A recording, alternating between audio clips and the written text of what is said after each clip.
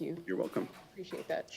Good evening, everyone, and welcome to the City of Oldsmar proposed annual budget meeting. Got a couple of latecomers here. Thank you, everybody, for joining us. We are here, even though you can't see us on camera. The first item on our agenda is our Pledge of Allegiance and invocation. Please rise. Tom, would you lead us? Heavenly Father, as the citizens of the city of Oldsmar meet together to address our local concerns and opportunities, we give thanks to you for the bounty that we enjoy in all aspects of our community life. We ask for your inspiration to strive for excellence in our endeavors to serve the public. Please grant us peace in our world and harmony between all people to your greater glory. This we pray. Amen. Amen. I pledge allegiance to the flag of the United States of America and to the republic for which it stands, one nation, under God, indivisible, with liberty and justice for all. Thank you, Tom. The next item on our agenda is our Citizens Open Forum. We have some green cards in the back. If you'd like to speak, you don't have to fill out a green card, but we do have one tonight. Tom O'Shea. Please state your name and address for the record. We are happy to welcome you tonight. You have 5 minutes, sir. The floor is yours. Thanks. Tom O'Shea, 208 Lake Charles Court. I kind of looked over what was online for the budget review, and I noticed that the Planning and Redevelopment Department still has the same number of employees. And my understanding is they're still swamped with the permits and whatnot from the hurricanes last season. So I would support increasing administrative capacity there. If you guys need to hire more people for that department, I think it'd be a good idea. The CRA, I'm in favor of letting it sunset and end, so that way all the funds from the ad valorem from the CRA can get put into general fund, so we can do all the different projects we need to get done, especially with the stormwater master plan and all the other capital improvement projects. I also noticed that the professional services in most departments seem to be a lot less in the coming budget than last, which means, I assume means that you're gonna do more in-house, which is a good idea, but also I support increasing administrative capacity, so if we need to hire more people to do that stuff in-house, that's a good idea. I don't mind raising my taxes for that. And City the manager's 7.8 smiling over there, Tom. Slow down. and the 7.8% drop in the contingent reserves, I saw that and that was interesting. And seeing how we did spend a lot last year for the hurricane situation, that a drop in contingency reserves doesn't seem like a good idea. So if you need to raise my taxes to fund all these things, I'm okay with that. Thanks. He's okay with just his taxes being raised. Just his. Understood. Thank you, Tom. Is there anybody else on this side of the room? There's only staff on this side of the room. Okay. Is there anybody else on this side of the room that would like to address the council? Okay. We'll close our citizens open forum, and I don't have one in front of me, but I assume the next item on the agenda is the presentation of the City of Oldsmar proposed annual operations budget. Hello, City Manager Donnelly. Hi, good evening. Evening. Good evening, Mayor, council members. It's my privilege to present the City of Oldsmar proposed budget for fiscal year 25-26. This is more than just numbers in a spreadsheet. It's our roadmap of how we'll provide essential services, invest in infrastructure, and strengthen our community in the years ahead. What you'll see tonight is the product of months of collaboration across every city department. It reflects not only a financial plan, but how we put our resources to work to advance the City Council's vision, mission, and goals and priorities. I want to take a few moments to recognize the dedicated team who helped shape the document and are here tonight to present or support the process. So I want to recognize the City Clerk, Kristen Garcia, Tom Trask, the City Attorney, Administrative Services, Cindy Neno, Garrett Zeliff. The award-winning. The award-winning. Triple. I think I should say that about every staff Triple member. Crown award-winning. Yes, yes. Garrett Zeliff, Amy Ratliff, John Dauphiné, Sabrina Nappins, City Manager's Office, Jordan Lance. Barbara Schulte designed all the graphics. She's not here tonight. Fire Rescue, Chief Schwabe somewhere here. Okay. Human Resources, Michelle Roy. Library, Susan Hurley. Parks and Recreation, Chip Potts. Planning and Redevelopment, Tatiana Childress. Public Works, Daniel Simpson.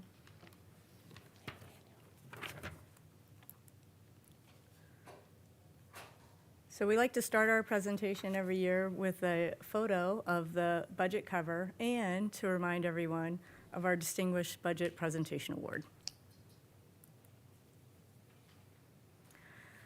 But before we talk numbers, I want to show you how the budget is developed and implemented. You'll notice the circular graphic, and that's intentional.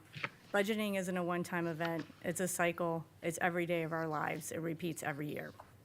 We begin with preparation, long-range planning, forecasting, analyzing performance data, identifying community needs, prioritizing projects based on council priorities. We review, we curate a budget document, we present it to council. This is one of the sessions, and we hold public hearings for feedback. Once the budget is adopted, we implement the programs, projects, and services within that framework. Then we evaluate and we start the process all over again. This continuous process ensures that we remain flexible and forward-looking, adjusting to the needs of our residents as things change. Last year, we had a big one, right? We had a couple of storms. We were here last year, same time, did not know they were coming.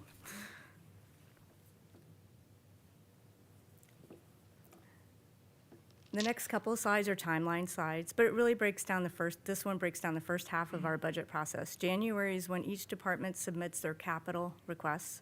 February through March brings review meetings where we discuss these requests in detail and refine proposals to make sure that they align with their priorities and available funding. May brings the capital budget work session. In late May or early June is when we receive the preliminary property tax valuations from Pinellas County, which helps us finalize the revenue estimates. In July, the property appraiser certifies the taxable value of property in Oldsmar, and the council sets the proposed millage rate. We then hold work sessions, and the property appraiser mails trim notices, and we move into the formal public hearing process. In September, the council adopts the final millage rate and the budget. This is a transparent process with multiple opportunities for the public to engage.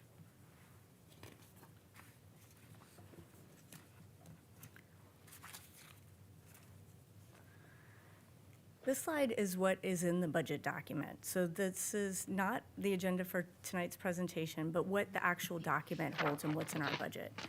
So we have a strategic plan. Everything aligns with the strategic plan, the mission and vision, the strategy, the goals, the priorities. And then it comes down to departmental objectives and support council goals, which you're going to hear about tonight. And then it also, when you look at the document and how big it is because actually a large portion describes all of our capital projects in detail. And as you guys know, I'm extremely proud of that. It gives a transparent information to our public.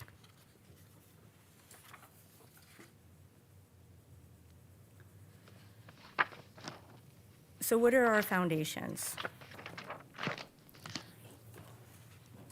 A balanced budget. We support strategic plans, city goals, and priorities. We maintain a general fund, unrestricted fund balance is maintained at a required 15%. This is by resolution from you all. That's really important. We found that out last year, right? We have to have that.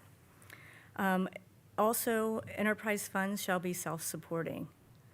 Cindy's going to describe what enterprise funds are in a minute, but those are our business operations. And then the final CIP is incorporated into the annual document.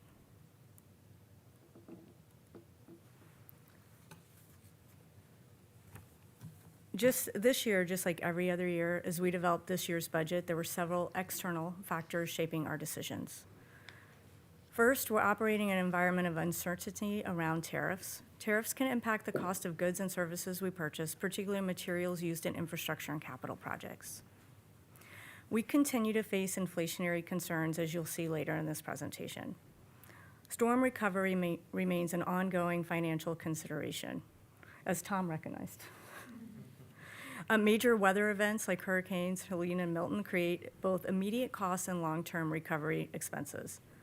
We're also adapting to legislative changes at the state and federal levels that can influence revenue streams, funding requirements, and compliance obligations. We've made a strong use of grant funding opportunities. These help offset costs and allow us to advance the projects without relying solely on tax dollars. Another challenge that we face always is maintaining a competitive workforce. We operate in a very tight labor market, so retaining and attracting skilled employees is essential to deliver quality city services. At the same time, we're facing escalating infrastructure construction costs still. This makes careful project prioritization and cost control even more critical. Given all of these factors, our staff worked hard to prepare the budget to be as lean as possible, specifically to avoid any increases in ad valorem tax millage rate. Finally, I want to note that this budget does not include a couple of important items. It doesn't include any personnel increases that may result from ongoing union negotiations for a fire and rescue department. And it doesn't also include any modifications that would be made as a result of the proposed pay and classification study that's proposed to do this year. As you guys may, or as you all may remember, last time that we did the pay study, we start in October and we brought a mid-year adjustment in June. So that's not in this budget. So any changes from those and modifications would be, will be brought to you separately. So, you know, this slide really talks about some of the market forces that continue to affect both our operating costs and our capital projects. So tariff changes are a moving target. Even small adjustments can ripple through our purchasing, from building materials to equipment, technology, impacting, you know, our long-term projects and our day-to-day ones too. We've already actually seen extra fees being attached to invoices, but I don't want you guys to worry, we're not paying them because they weren't included in the initial purchase orders. But we're seeing vendors already including a tariff tax, like a tariff fee on their invoices. So that's something that we should make note of. We're also still feeling the effects of supply chain disruptions. I wish I could say they're gone. It took us almost 2 years to get a fire truck, right? So when we think about those lead times. And while the situation's improved somewhat since the height of the pandemic, delays in getting key materials and vehicles and specialized equipment is still slowing us down and increasing cost.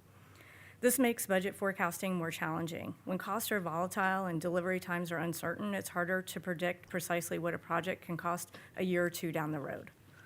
For our infrastructure, equipment, services, that means that there is inherently difficulty in projecting accurate costs. We have to build contingencies while still keeping our budgets lean and responsible. We're still seeing cost surges in construction materials. These cost increases are often outside of our control, but directly affect our ability to stretch every dollar. All these factors require us to remain agile, to monitor market trends closely, and to make informed adjustments as conditions change.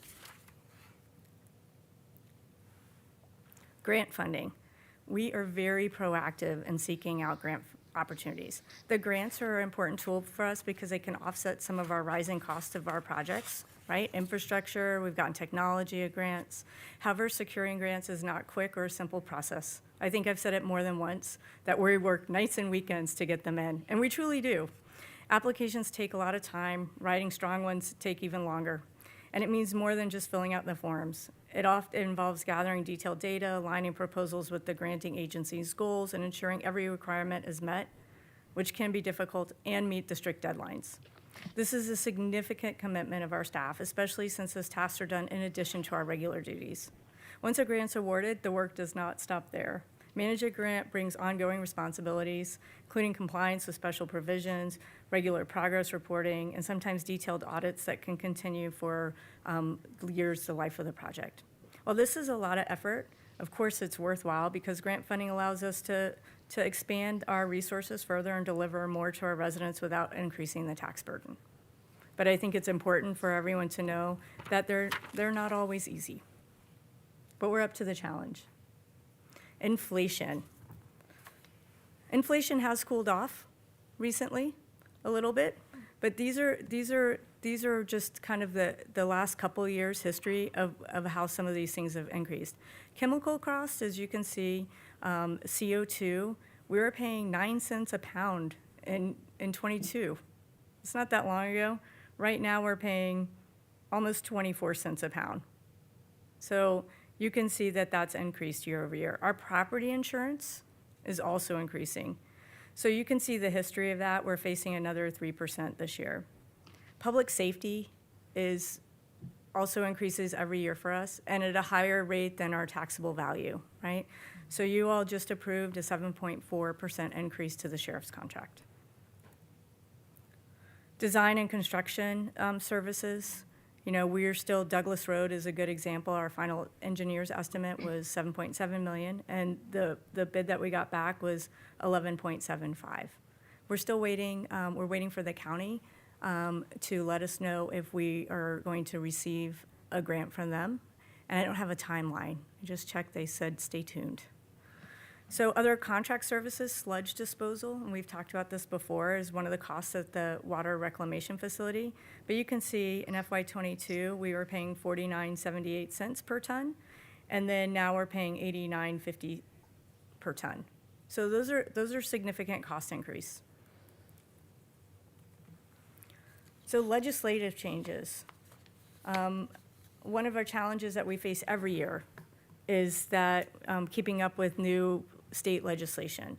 Often the laws require cities like ours to produce reports and comply with additional mandates, and each one takes time and resources. When these requirements come in, we have to adjust our operations to ensure that we are compliant. That can mean creating new tracking systems, assigning staff to new reporting duties, and changing how we deliver certain services. The challenge is that these challenges rarely come with additional funding. In most cases, our existing staff have to absorb the extra work on top of their regular responsibilities. This means the more time we spend on compliance and reporting, the less capacity we have for some of our core services. It's a math problem. We have to be very strategic in balancing both. That said, the city will continue to meet all state requirements. We're not looking to get out of any. It's part of our responsibility to remain transparent, accountable, and in compliance, even when it stretches our resources.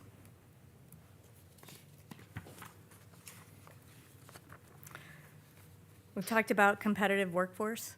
We have one of the lower turnover rates in the county, and that's because we continue to have a competitive marketplace. And as we've talked about before, it's important to keep the pay and compensation studies current. This budget does include a 4% COLA and up to a 1% merit increase. You're going to see, you see the parentheses right there, really GWI, a global wage increase. That's really what that is. It's not really a COLA tied to a specific metric. So it really gives all employees a raise of 4% on October 1 when the budget starts, and then a 1% for an opportunity for a 1% merit increase at their anniversary date. And then this budget does include another proposed compensation and classification study. So the budget, while it's a lot of numbers, is rooted in your vision. So you all adopted a new vision a couple years ago. I'm going to read it. Oldsmar is a safe, vibrant city with a small town feel and exceptional community events. We focus on conservation, resiliency, and sustainable development while connecting all corners of our city with a multimodal transportation system. A mission was also defined at the same time. Mission is who we are.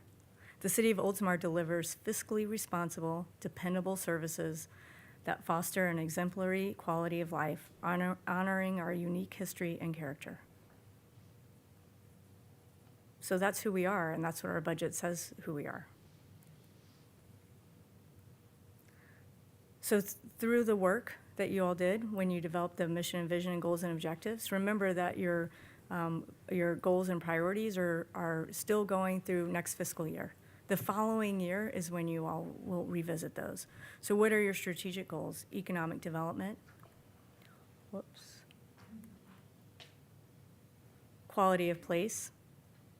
Environmental resiliency. Effective community engagement. Fiscal responsibility. Efficient governmental operations, and public safety. Your current priorities and your priorities for next fiscal year are to maintain existing infrastructure, expand community engagement, establish the downtown corridor, enhance roadway safety for all modalities, execute Oldsmar Sports Complex improvements, and determine future infrastructure needs through master planning.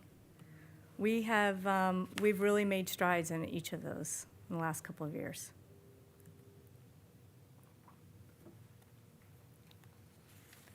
So our budget is built within a strong policy framework, right, that ensures financial stability, transparency, and accountability. First, we have a clear commitment to maintain our infrastructure and equipment. That means we make the necessary investments to keep our facilities, roads, utilities, and vehicles in good working order, avoiding costly emergencies down the road. We also uphold strict financial controls to protect taxpayer dollars and ensure responsible spending.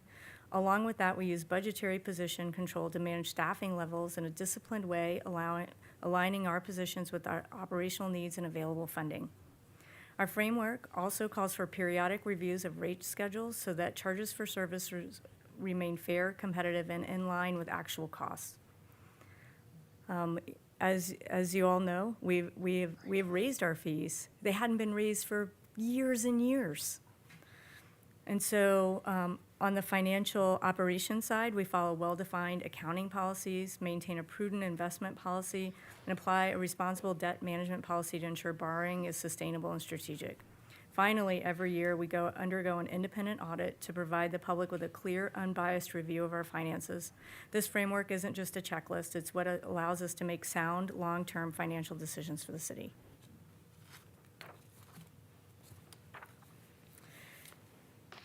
And that concludes my section right now. I'm going to introduce Cindy Nadeau, Director of Administrative Services, who will take it from here. Thank you, Hi, Felicia. Cindy. Hey, good evening, Council, Mayor. I'm Cindy Nadeau, Director of Administrative Services. For the next few minutes, I would like to provide you with a high-level overview of the budget that includes some background information. Then we'll dive into the numbers, my favorite part.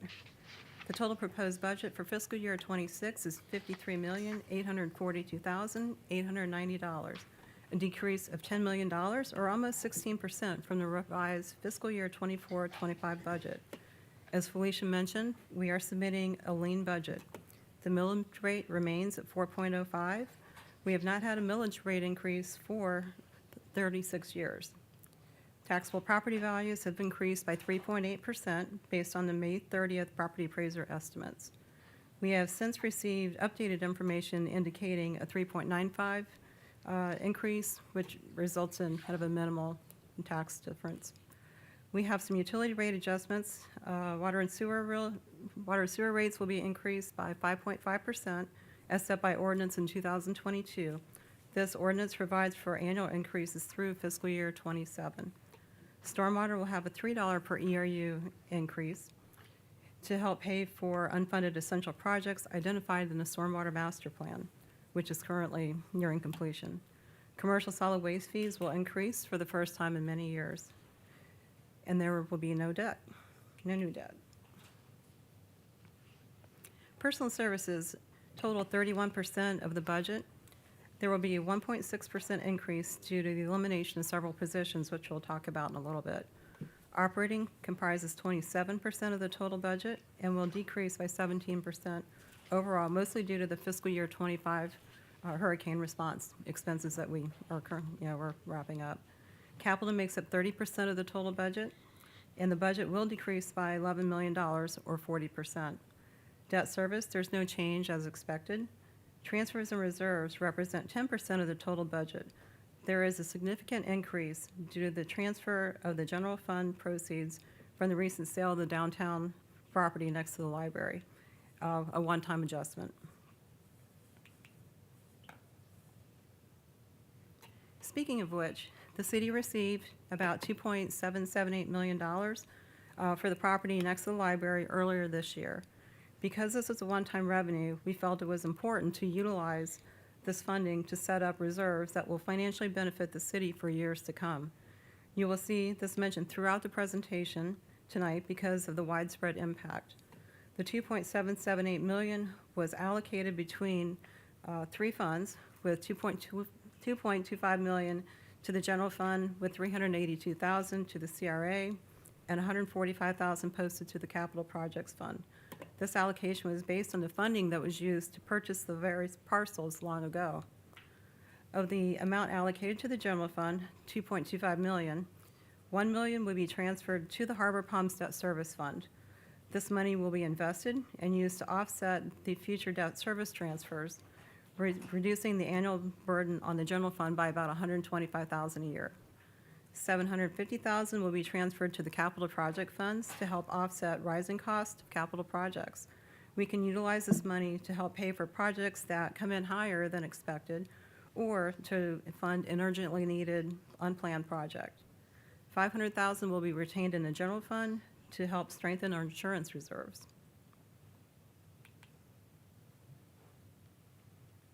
Okay, personal services. As Felicia mentioned, the following items have been incorporated into the fiscal year 26 budget, including pay raises for the employees, 4% wage increase at 10-1 and up to 1% merit increase, an 11% increase in medical insurance premiums as recently approved by council.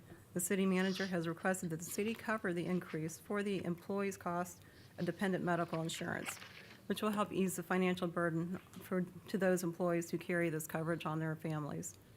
Contributions to the firefighters' pension have also been factored into the personal services budget based on the fiscal year 25 pensionable wages.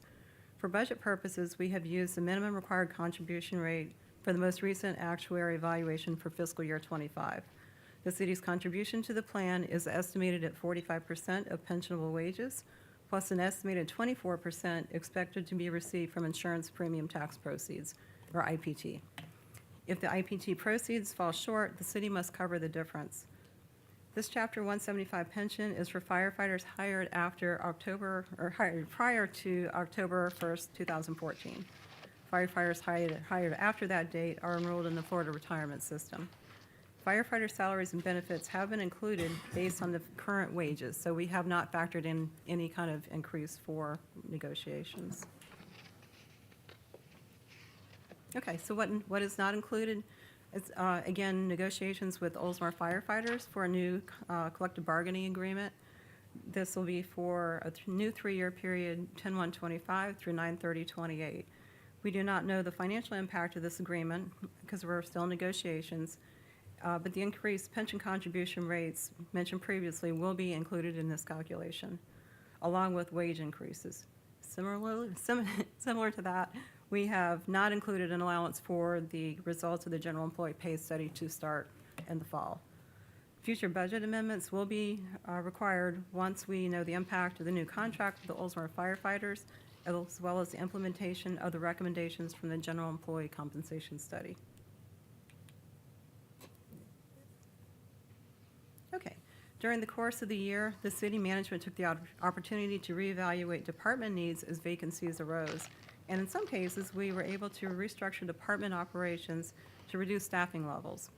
In the general fund, a management analyst position in the city manager's office will be transferred to the technical services division, which will cover the elimination of 2 positions there, an administrative assistant and an engineering specialist. A part-time receptionist in the administrative services department has also been eliminated. In the water sewer fund, finance has requested the promotion of a senior accounting technician to an accountant, which will support our succession planning initiative. Also, we are eliminating 1 vacant water plant operator position in the RO division that has been historically filled by trainees. The department has determined that the current staffing level is sufficient. In the environmental management division, Public Works is requesting a title change for the vacant sustainability coordinator position to environmental educator. This new job title will better align with the position's responsibilities, providing greater focus on training and public engagement. So overall, we will have a decrease of 2.5 FTEs for the general fund, 1 FTE for the water sewer fund, and overall, our FTE count will be reduced by 3.5 FTEs for fiscal year 26. Okay, so here's a summary table of the full-time equivalents for fiscal year 24, 25, and the proposed 26, reflecting changes mentioned in the previous slide. Fiscal year 24 FTE total was 163.3. Fiscal year 25 FTE total is 163.8.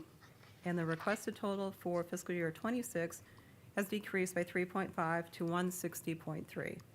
As previously mentioned, the general fund will be reduced by 2.5, and then the water sewer fund by 1. Okay, moving on from personnel to capital outlay. The largest capital outlay items are reflected here, including the State Street culvert, almost $3 million. Construction of the partially grant-funded St. Pete Drive project, which was expected to begin construction 2025, has been rebudgeted for '26. The total project cost is estimated at $3.5 million for the complete streets part of the project and about $2 million overall for the roundabout. Funding for this project is very complex and has a total estimated cost of $5.56 million for all the pieces that are listed here. Filter 4 capacity expansion at the WRF is budgeted at $800,000, and lighting improvement upgrades at the OSC budgeted for $825,000. It was $880, sorry. Douglas Road project is currently on hold pending additional grant funding and has not been included in the fiscal year '26 budget. In debt outstanding, the city has currently two debt issues: Synovus Bank for the Harbor Palms debt, which was for the construction of the infrastructure improvements a few years ago, and Chase Bank for the construction of the reverse osmosis water treatment plant. Both loans were refinanced in 2021, taking advantage of historically low interest rates. The Harbor Palm loan is at 1.93, and the Chase loan is 1.5%. The Harbor Palms debt matures in 2033, and then the reverse osmosis water treatment plant debt matures in 2032. Total fiscal year '26 principal and interest payments total just over $1 million, with a combined ending loan balance of $6.8 million at 9/30/25. Okay, so now that we have a high-level overview of the numbers in the proposed fiscal year '26 budget, and you have heard some of the terminology. Oops.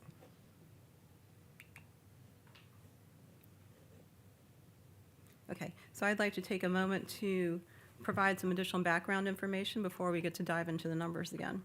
So there are two broad fund categories presented in the budget: governmental funds and business-type funds, also known as enterprise funds. The general funds, special revenue funds, debt service fund, and capital project funds are all considered governmental funds. The water sewer operating fund, stormwater utility fund, and the solid waste fund are enterprise funds. In more detail, the general fund is the primary operating account of the city, and it manages revenues and expenditures for the daily operations of the city for non-enterprise funds. It is generally supported by tax revenue, franchise fees, intergovernmental revenue from the state and county, and user fees, although we do occasionally have one-time revenues such as lawsuit settlements and sale of surplus land. The general fund includes traditional government services such as public safety, fire and police, parks and rec, library, executive management, HR, and internal services including IT, fleet, and facilities. We have 4 special revenue funds. These are governmental funds. Okay. These are governmental funds with dedicated revenue that have restricted use. 3 funds: Public Safety Impact Fund, the Parkland Dedication Fund, and the Multimodal Impact Fund are all used to collect impact fee revenue and record the authorized use of these resources to meet capital needs. The 4th fund, the Community Redevelopment Agency, is also a governmental fund, and it exists to record revenues and expenditures related to the CRA. And debt service funds are used to accumulate and account for funds needed to make payments on governmental debt.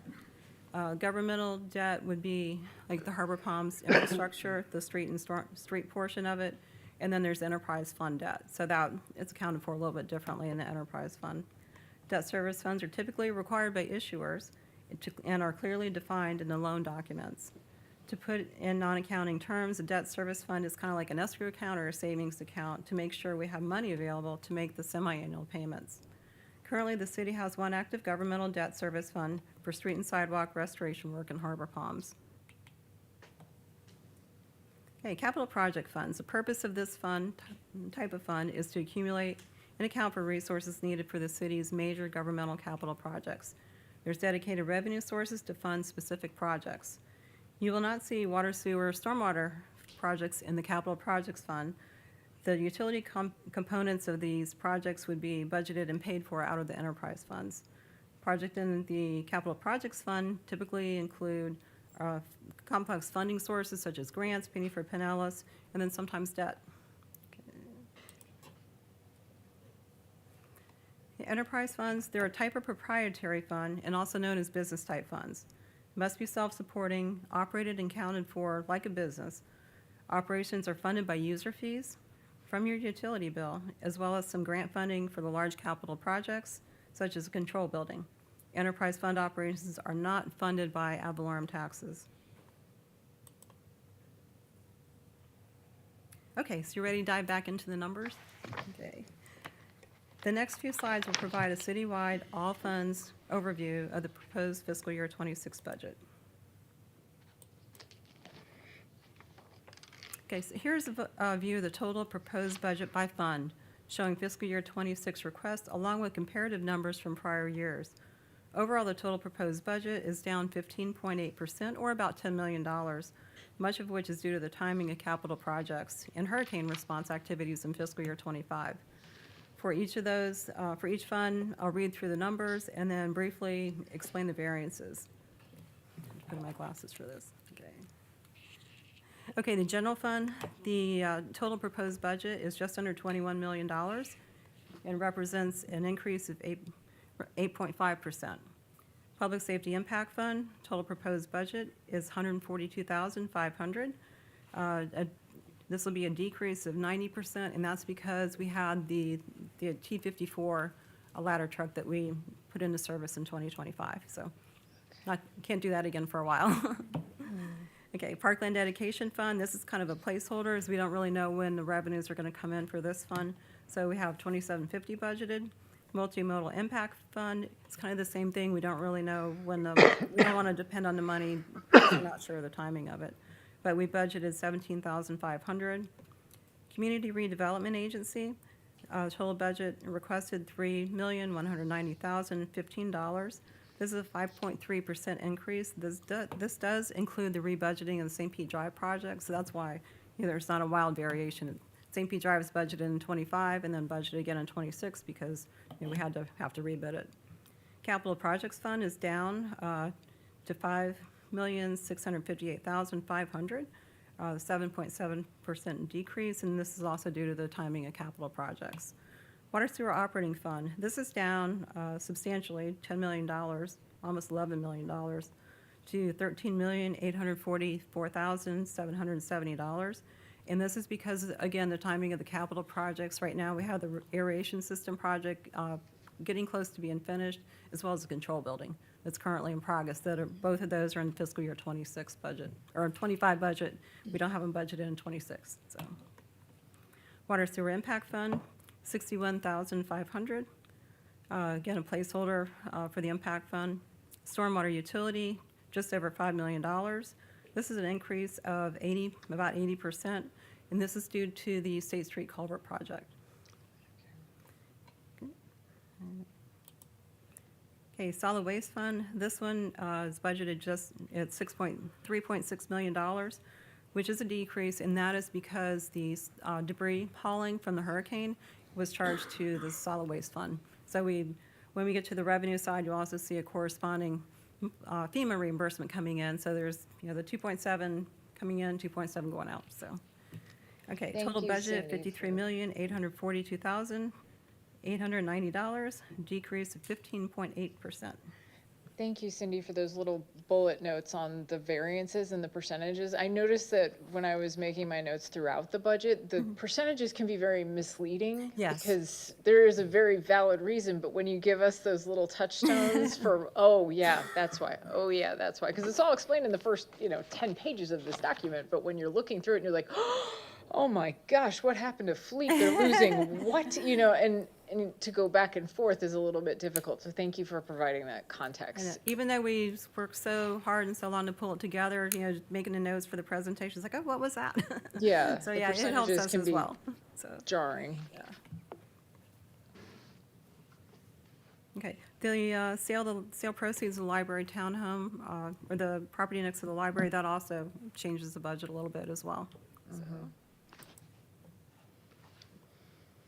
Okay, looking at the total budget under a little bit different lens, the general fund makes up 39% of the total budget. Enterprise funds combined, water, sewer, operating, solid waste, and stormwater are 42% of the budget, and the capital improvement fund, CRA, and other small funds make up the remaining 19%. Looking at the expenditure side of the total budget, personal services, total $16.6 million, up just 1.6%, despite the 10-1 global rate increase, cost of living adjustment, and merit increase. This is due to the effect of the position adjustments that were made. It also reflects increased medical insurance rates and the contribution rates to the firefighters' pension for the fiscal year '25 wages with no increase. Operating, there's a total of $14.4 million. This is down 17%, and again, it's due to the hurricane response activities in the current fiscal year.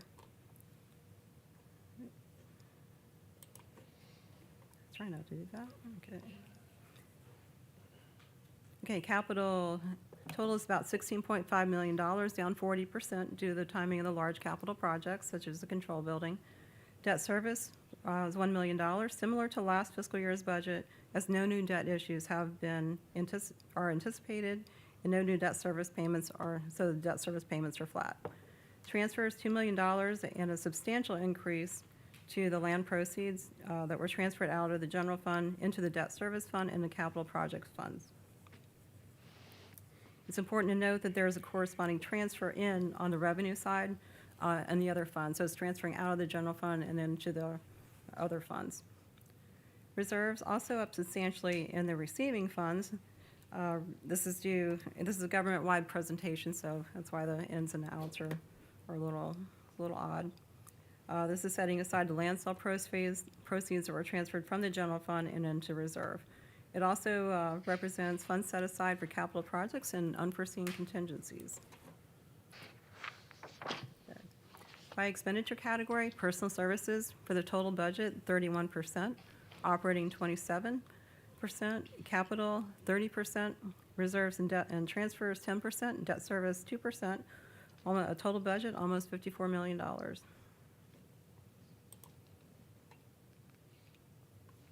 Okay, more numbers. So how are we paying for all this? The table displays the proposed fiscal year '26 revenues, including historical information and net increase, decrease over the current fiscal year.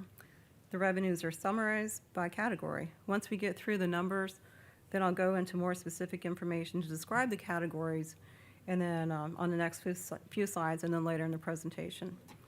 Overall, for all funds for the total budget, taxes, proposed budget for fiscal year '25-26, $13.6 million. This is an increase of 2.7%. Permits and fees, total proposed budget, just over $2 million, essentially flat. It's a 0.4% increase. Intergovernmental revenue, $7.9 million proposed for fiscal year '26. And this is actually a decrease of $4.3 million, and a lot of that's due to the timing of the projects. Charges for services, this is mostly things from your utility bill. Total budget request, $15.778 million, an increase of 4.6%. Fines and forfeitures, $71,000 requested. This is down 26.8%. And then I can get into that. We have some details about that, but I'll get in that when we get to the general fund. Miscellaneous revenue, $2.9 million. This is up 9.3%. Transfers, just over $2 million. This is up substantially due to the proceeds from the land sale. Let's try not to do that. Okay, other financing sources. There was an adjustment in fiscal year '23-24 to square up the Harbor Palms, and that was kind of the last allocation. That's why you'll see some debt revenue coming in, but that was just a final square up. So we don't have anything budgeted for fiscal year '26. Appropriate reserve, we have $9.3 million budgeted, which is actually down 57% from the prior year.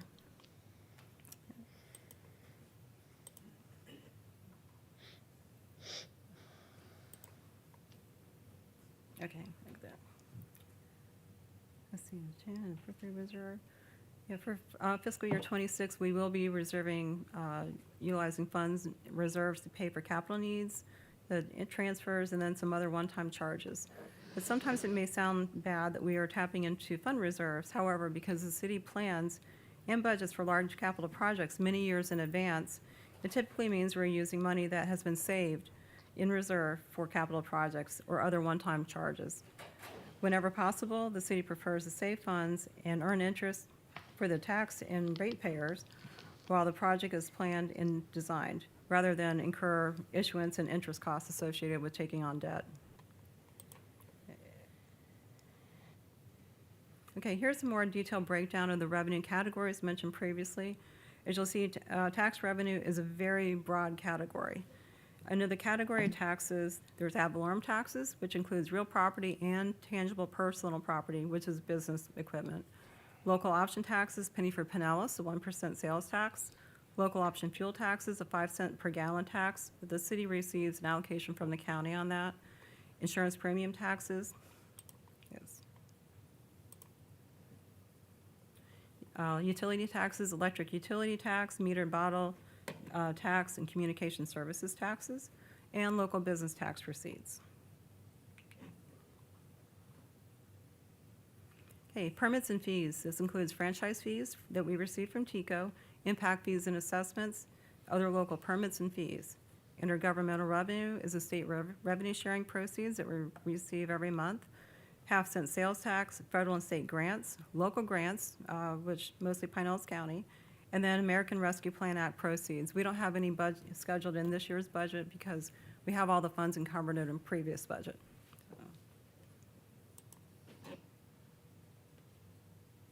Okay, charges for services, water, sewer, stormwater, solid waste. These are services on your utility bill. We also have some good general governmental services, program fees, which would be recreation fees, including your rec cards, summer camp programs, and other classes like that. And then there's some other miscellaneous fees involved too. Okay, fines and forfeitures, traffic and parking tickets, code enforcement violations, miscellaneous revenue, investment earnings, facility rentals, donations, sale of surplus assets, some vehicles, equipment, and land, sometimes land, administrative cost allocations from the enterprise funds. Transfers between funds for governmental debt service is one. We usually have a 1/10 of 1 mil transfer to the Public Safety Impact Fund. This has been suspended for fiscal year 25-26. Also, we use transfers to use impact fee money. We would transfer it out of, say, the Parkland Dedication Fund over to probably the capital project funds, wherever that project is going to be constructed. Other financing sources, we don't have any debt. Appropriated reserves represents fund balances brought forward. It's available for use in funding city operations, capital projects, and other one-time charges. Total revenue, all funds, $842,890. Okay, general fund. We now know the general fund is a governmental fund with the primary purpose of supporting general government operations. Looking at the dollars, personal services total is about $11.2 million for the general fund and is essentially flat due to the elimination of several positions. This does not include the collective bargaining with the firefighters currently underway or the general employee pay study planned to begin in the fall of this year. The financial impact of changes resulting from these efforts will need to be addressed when the endeavors are completed. Operating is up about 1.1%. Capital is down 5.5%, mostly due to the timing of the general fund equipment purchases and building improvements, such as HVAC and roof. We seem to have a lot of HVAC problems these days. Transfers, significant increase due to the transfer of the proceeds from the sale of the library area property. Debt service, none proposed for fiscal year 26. All right. Thanks. Sorry about that. And again, there's a strange amount listed in fiscal year 24, and that is due to a GASB adjustment for Statement 87, accounting for leases. If you want to know more about this, please see our accounting administrator, Amy Ratliff. That's right. Okay, the total general fund proposed budget for fiscal year 26 is just under $21 million. Of which 53% personal services, 31% operating expenses, 6% capital outlay, 9% transfers to other funds, and 1% contingency reserve. The general fund by department, the majority of the general fund budget is devoted to public safety and parks and rec, 28% police and fire, 25% for parks and rec. 7% for citywide information technology, and 11% for interfund transfers and reserves, as previously mentioned. Okay, the revenue summary for the general fund. Tax revenue, just under $11 million, an increase of 2.7%. Permits and fees, $1.9 million, increase of 3.7%. Intergovernmental revenue, just under $3 million, 1.3% increase. Charges for services, $477,000, which is decreased about 3.5%. Fines and forfeitures, $71,000. Now, again, this is down, I mentioned that previously. Let's see,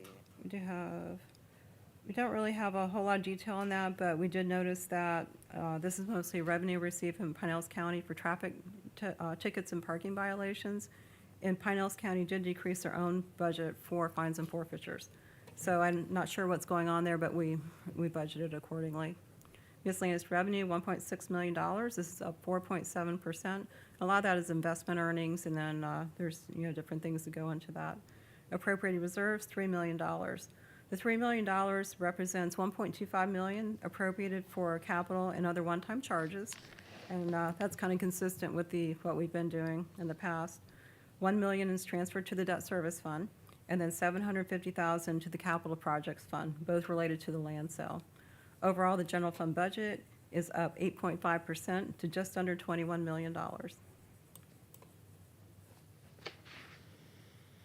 For the general fund revenue, over 50% comes from tax revenue. As we discussed previously, the majority of the general fund expenditures, 53%, are tied to public safety and parks. Tax revenues include ad valorem taxes, utility taxes, communication services taxes, and business tax receipts. Permits and fees include TICO franchise fees, 10%, intergovernmental revenues, state revenue sharing, half-cent sales tax, et cetera, 15%. Other miscellaneous revenue, 8%, which includes investment earnings proceeds from sale of property, including vehicles and equipment. Administrative cost allocations from the 3 enterprise funds, and also includes facility costs in that allocation for the UB office is a prime example of that. And this also helps offset for vehicle maintenance and then information technology, building maintenance, things like that. Okay, so here's a breakdown of the ad valorem taxes, and this is a graphic from our PAFR. So I know everybody's looked at that. So the public schools, of your tax dollar, 34% goes to the public schools, 27% goes to Pinellas County, 24% goes to the city of Oldsmar, and 15% goes to other places such as the Health Department, EMS, Southwest Florida Water Management District, Pinellas County Planning Council, Juvenile Welfare Board, and Suncoast Transit Authority. For example, a house assessed at $250,000 with a $50,000 homestead exemption results in $810 of tax revenue for the city. This equates to $67.50 a month for general fund city services, including fire and EMS, the sheriff, street and park maintenance. Okay, with that, I will hand it over to our city clerk, Kristen Garcia.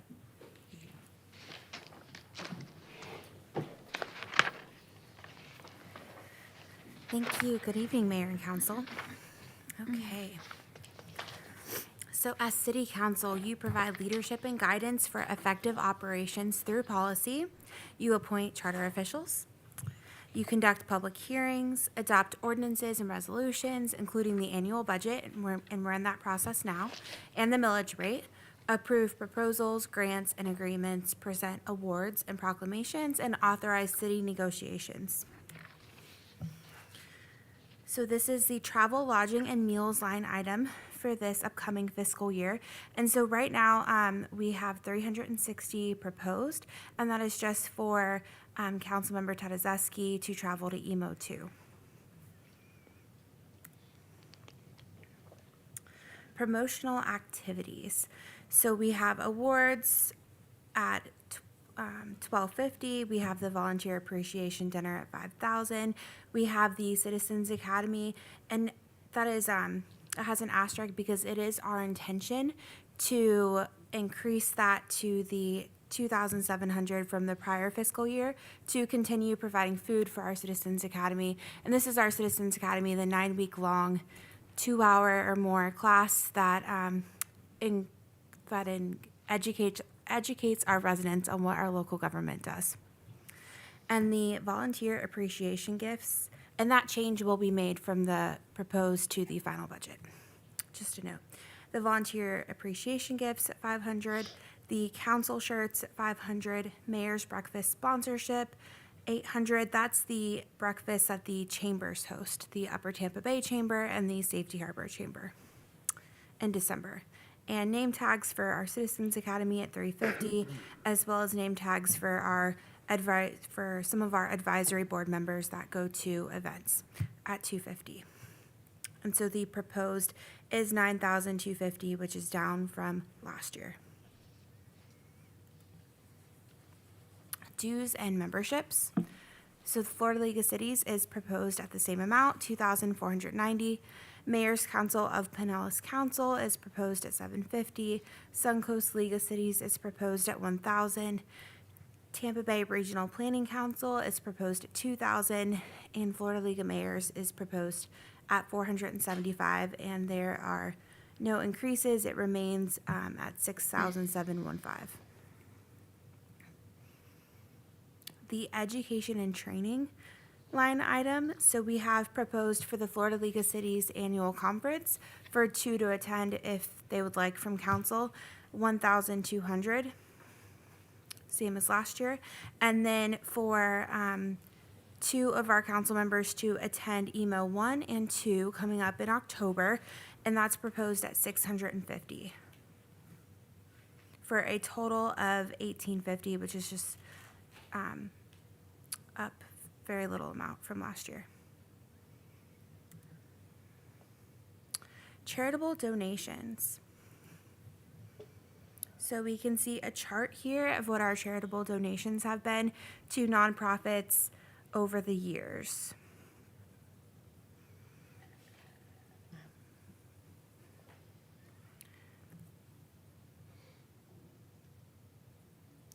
And so for 2024-25, we had our charitable donations were $85,140. And so you can also see it in a different format here in this table. And so the proposed amount for this coming fiscal year is $60,000. We did receive requested funding for a total of $97,082 by 8 organizations, and those requests will be reviewed at an upcoming council meeting once the budget has been adopted.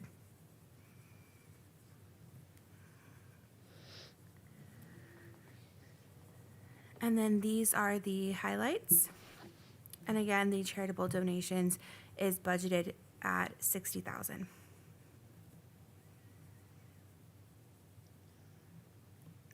And I will now turn it over to the city manager. Thanks, Kristen.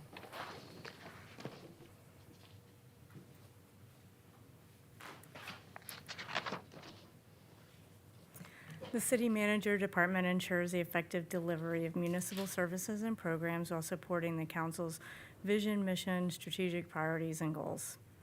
The city manager budget also contains human resources functions for the city of Oldsmar. On this slide, you'll see objectives that support your overarching goals of effective community engagement, fiscal responsibility, and efficient governmental operations. So we'll continue to implement the community engagement policy as adopted by the council, conduct online surveys as necessary to gather valuable feedback, and continue the implementation of the branding initiative. For fiscal responsibility, we'll develop an annual budget that reflects the priorities and projects and the available financial resources. And we'll ensure that that budget aligns with the city's strategic plan. We'll also ensure the maintenance of adequate reserves for emergency and unforeseen expenses, and make sure that we are adhering to best financial practices. Efficient governmental operations My office is responsible to administer the laws, ordinances, and policies of the city and the state of Florida, represent the city's best interest in all intergovernmental coordination activities, and provide effective leadership. I also serve as the incident commander for the city's emergency operations, collaborate and coordinate with departments to ensure that continuity of operations plans are developed. And I collaborate with the department heads to develop and implement the strategic plan. We're working on next year's strategic plan right now. Pretty excited to show you all sometime in the fall. And utilize digital tools for document management, communication, and data analysis. So some of the highlights of the the city manager's office includes a citywide intern program for $15,000. We've had a lot of success with interns. It gives opportunities for students to learn about local government and the opportunities for us to increase our capacity, right? We have a strategy software for $15,000. We're migrating from an old software, or a current one that we use, to a new one from ClearPoint to Invisio. Invisio's, it's the same price, but it's a lot more robust. I think you guys will like it. Also in this budget includes the Gearing Group and Bentech of $76,000, and that's for the whole general fund. It ends up in the city manager's budget, and that's really, they serve as our benefits consultant. And then also the pay study is housed in this budget. So it's $40,000 is what we anticipate for the upcoming pay and classification study. For the next section, I'd like to invite Michelle Roy to the lectern. Good evening, Mayor and Council. I am Michelle Roy, the Director of Human Resources. And so HR is a dedicated internal support department, similar to IT or facilities maintenance. We're committed to serving our employees as our customers, our valued customers. And so while this slide here outlines a range of responsibilities, our goal really overall is to create a positive and supportive work environment that enhances employee satisfaction and productivity, which will ultimately lead to the organizational success. So to support the strategic goal of efficient governmental operations, HR works to attract and retain a qualified and engaged workforce. We maintain a competitive wage and offer competitive benefits by conducting regular benchmarking. We incentivize continuous learning. We provide workshops and resources for professional development and provide tools for a healthy work-life balance. We maintain up-to-date policies to ensure a safe, productive, and harmonious work environment.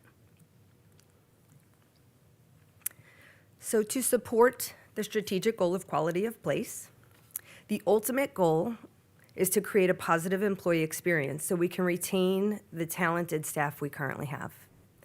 So in addition to some of the items on the previous slide, like the competitive wages and the benefits that we offer, we openly recognize employees who have embodied the city's heart values: the honesty, excellence, accountability, respect, and teamwork. We promote psychological safety in the workplace by encouraging open, collaborative, and supportive work environments where employees feel empowered to participate and provide their input. We foster empathy, dignity, and fairness for the workforce by being an accessible, trusted resource for support and guidance for the employees. So a component of quality of place is to offer a comprehensive wellness program to all the employees. So a large part of the funding for our wellness program comes from Cigna.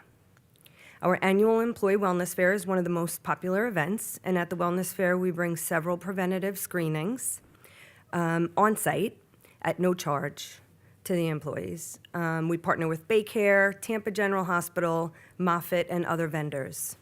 The screenings include biometrics, A1C, hearing, vision, bone density, a full-service dermatology office, sleep apnea testing, lung cancer screenings, and the opportunity to sign up for the Cologuard program, which is the at-home colon cancer screening test. This year, we also offered chair massages, which is highly popular. And Stretch Lab, the company Stretch Lab came and performed stretching exercises with the employees. You want a Next chair year. massage? Employees also have the opportunity to engage with the representatives from each of our benefits plans. So we have medical, dental, vision, life insurance, so they can learn more about the benefits and maybe ask specific questions to the vendors.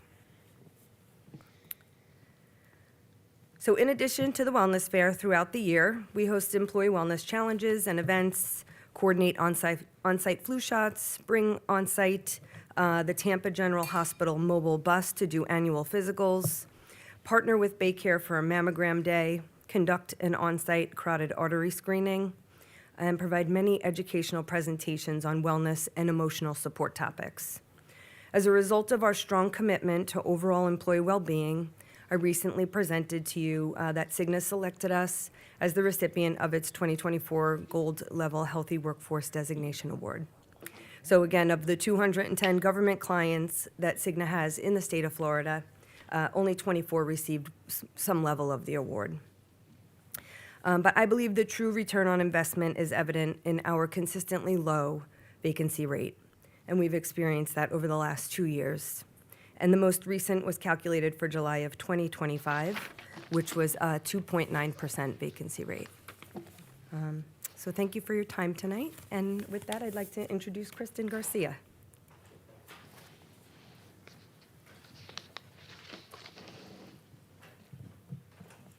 Thank you. So as a city clerk, I am a charter official appointed by you, the council. And so our office manages records, produces agendas and minutes for the council meetings and the board meetings, and oversees municipal elections. And we do not have one scheduled for this year. The city clerk's office also handles public records requests and lien searches for the city. So our goals and objectives, so under efficient governmental operations, ensure all official records are properly maintained, secure, and accessible, provide training to city staff on records management procedures, develop and upload comprehensive instructional materials for our software, like our Just FOIA, which is our records request tracking software, for employees, enhance participation and efficiency in managing advisory boards. And under effective community engagement, strengthen engagement through proactive and consistent public outreach efforts. So one of those would be the Citizens Academy. And so some of the highlights for the city clerk would be the public records request tracking software we spoke about, which is $9,500, the campaign finance software, EasyVote, which is $2,500, social media public records retention software, which is $2,300, the iCompass agenda solution, which is where you'll see your council agendas and board agendas, is $8,000, and the records management software is $25,000. And that's for our electronic records. And then our MuniCode ordinance codification is $6,300. And so it was a lot of software there. And so the total would be $374,110. And I will- Performance measures, Madam Clerk, you Yes. had the lowest phishing test failure rate. Oh, Lower did even we? than IT. I'm just saying. Thank you. I Chip, will, we're gonna have to talk. It's not- it's I not will good say of we me. are 2.5 employees. So I don't know if that, Percentage is a percentage. but we will take that. Thank you, Mayor. Just so you know, we're reading. Yes. I think IT's is 0.9% failure rate. Free food, Andy, it's never done. Unless you guys are all telling each other, don't click on it. You know, we may send out emails that say the screenshot, don't click. So, but it's nice because we're all helping each other out. So. You never send a courtesy message to your colleagues? No. Oh, all the time. Like ours, if you hover over the links at my office, if you it says, click on this, you're going to enjoy training. So we send everybody,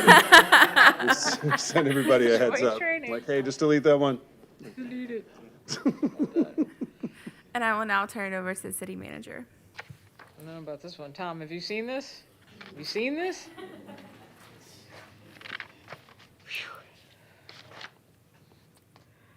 Our legal services and legal counsel provides general legal advice and guidance to the city council and staff.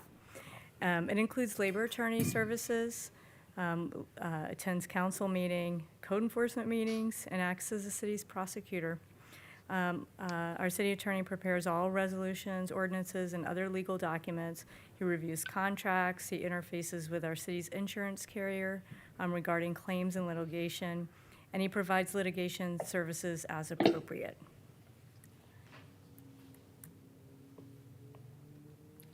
And then, some of the highlights is the budget for legal services represents a decrease of 25.7%. And this is decreased because of the high cost of previous litigation. So that's why you'll see the rise in the budget in 24, 25, and then proposed decrease 25, 26.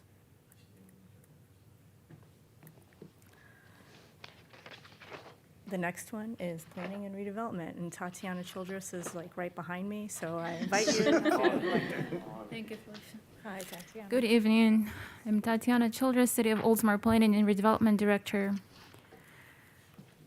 So in Planning and Redevelopment, Department guides the community growth through comprehensive planning and land development regulations.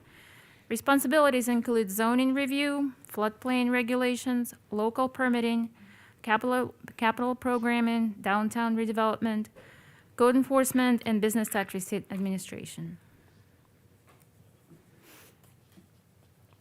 Under economic development, goals and objectives, we'll continue collaborating with Pinellas County on the Employment Sites Program.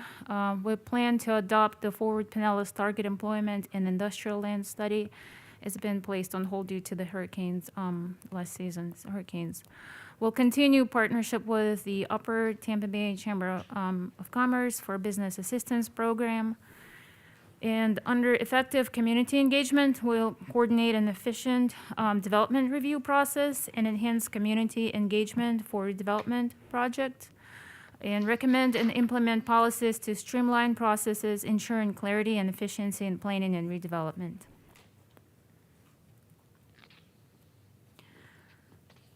Regarding the quality of place, we'll continue increased effort in upholding community standards through code enforcement. We'll continue to enforce the Tampa Road Corridor Plan and regulations and encourage orderly and planned growth and expansion consistent with the protection of the city's natural resources and promote infrastructure upgrades as appropriate. We'll prioritize safety, focusing on pedestrian, bicycle, and ADA access.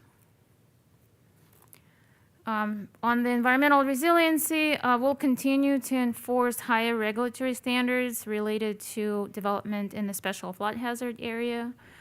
We'll continue to improve community resiliency by complying with FEMA regulations and other local mitigation strategies, and we'll complete annual community rating system recertification and implement improvements to increase CRS class ranking. So, and on this photo, on this slide, we have some featuring photos featuring flood openings below the base flood elevation, and here you see Mandy Clark in action, checking those flood openings. We also have here some columns and piers constructed in coastal A and VE zones. We also have some elevated mechanical equipment, commercial dry flood proofing, and breakaway walls. So all of those items we regulate through our department. And some of the general highlights. So the total budget for the fiscal year 2025-2026 for planning and redevelopment, including personal services and operating expenses, is $725,155, and this reflects a reduction of approximately 7.6% from the current year, and that's primarily due to the need for the temporary permitting positions hired for the hurricane recovery.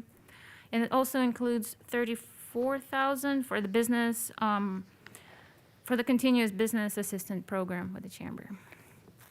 And next, we have law enforcement, and Fire Chief Jason Schwabe will be presenting these slides. Thank you.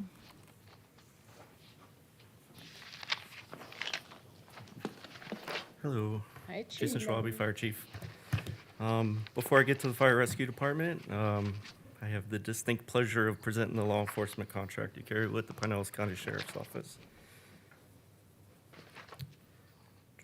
So that contract provides services of 2 deputies 24/7, 1 additional deputy 8 hours a day, 7 days a week, 2 community policing officers for 40 hours a week each, 2 traffic enforcement officers also for 40 hours per week each, and 8 school crossing guards.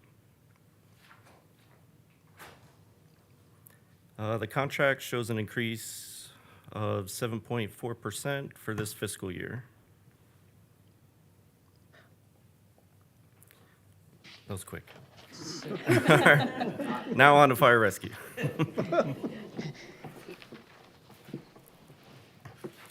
So the Fire Rescue Department is an all hazards department that provides services related to fire protection, fire prevention, emergency medical, and life safety. The department also plays a leading role in emergency management and community risk reduction. Our department mission is to provide excellent services while protecting and enhancing the quality of life for our community. And our department goals and objectives include, under public safety, monitoring of emergency responses to ensure rapid and compliant services for all incidents in accordance with city and county standards, maintaining efficient citywide emergency operations readiness with regular training and updated plans, conducting a fire inspection program that provides annual life safety inspections of high-risk facilities and inspections of low-risk facilities every 3 years, conducting a pre-incident planning program of all commercial structures to identify hazards and prepare for potential future incidents, creating a training program that provides a minimum of 216 hours of firefighter training annually to all frontline personnel, and providing an officer professional development program for our frontline supervisors. Continue with our goals and objectives for effective community engagement. We provide the community a minimum of 12 life safety public education programs a year. This includes CPR, stop the bleed, first aid, and fire extinguisher classes. For efficient governmental operations, we implement data-driven staffing and resource deployment to optimize efficiency, maintain a database to track and inventory all departmental PPE, fire rescue apparatus, staff vehicles and related equipment, perform an EMS and fire reporting quality assurance program, ensure compliance with NFPA standards related to annual testing and maintenance of fire department equipment, and we continuously review and update all departmental standard operating procedures and guidelines. Some budget highlights for the department include approximately $710,000 in revenue from the Pinellas County EMS Authority as part of our ALS First Responder Agreement. Not listed, we also expect to receive another $16,000 from the county for wildland protection this is mainly for the Brooker Creek Preserve.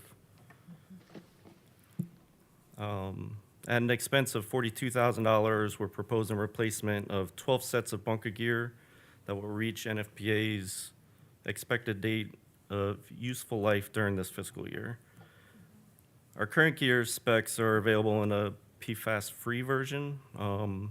Therefore, we plan to replace these and all future gear with those specifications in an effort to comply more closely with statutory requirements related to firefighter health and safety that were established earlier this year during the legislative sessions.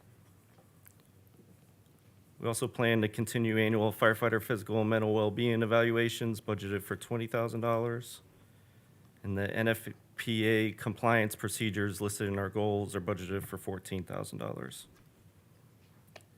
And then as mentioned earlier, the total fire rescue proposed budget does not reflect any salary increases as we're currently in the process of collective bargaining with the union.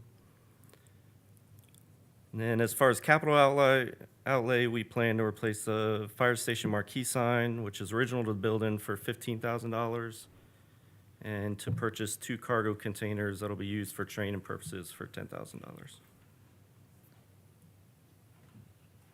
With that, I'll turn it over to Daniel Simpson.